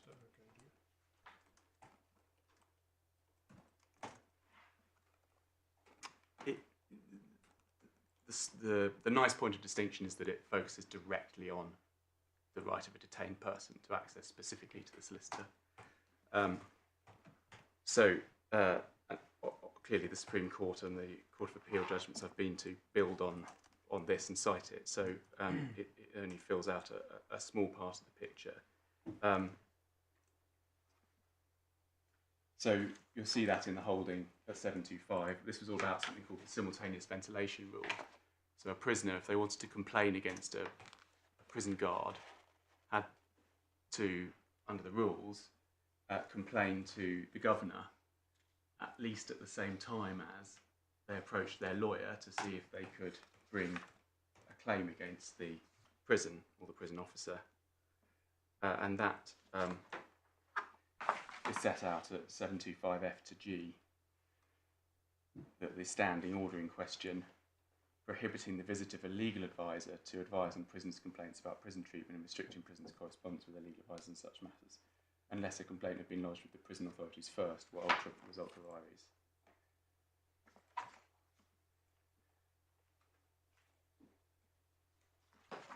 and then 734 of the judgment, so page 34 of the bundle.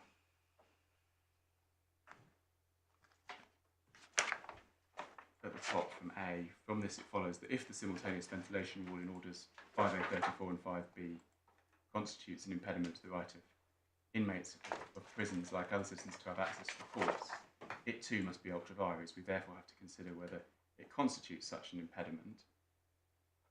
Sorry, where are you? Sorry, it's 734A to B in the judgment, which is 34 of the bundle.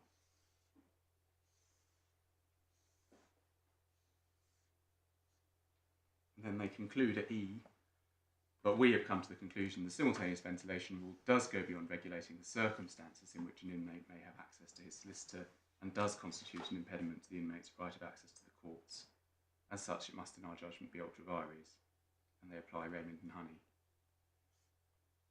And then, from the next paragraph, we approach the matter as follows. First of all, we accept Mr. Fitzgerald's submission that unimpeded access to a solicitor for the purpose of receiving advice and assistance in connection with the possible institution of civil proceedings in the courts forms an inseparable part of the right of access to the courts themselves. And then at H, the simultaneous ventilation rule constitutes an impediment to the right of access to a solicitor because it requires the inmate to do something unnecessary for the purpose of enabling him to see his solicitor, which otherwise he could not be required to do. So it's helpful in articulating that an impediment to unimpeded access to the solicitor can be the basis of a claim of a breach of the right of access to justice. That's 1 o'clock, so I propose to pause there unless there are any further matters to help with before the break. That's very helpful. I only got as far as 12:59, but we'll start again at 2 o'clock. Thank you.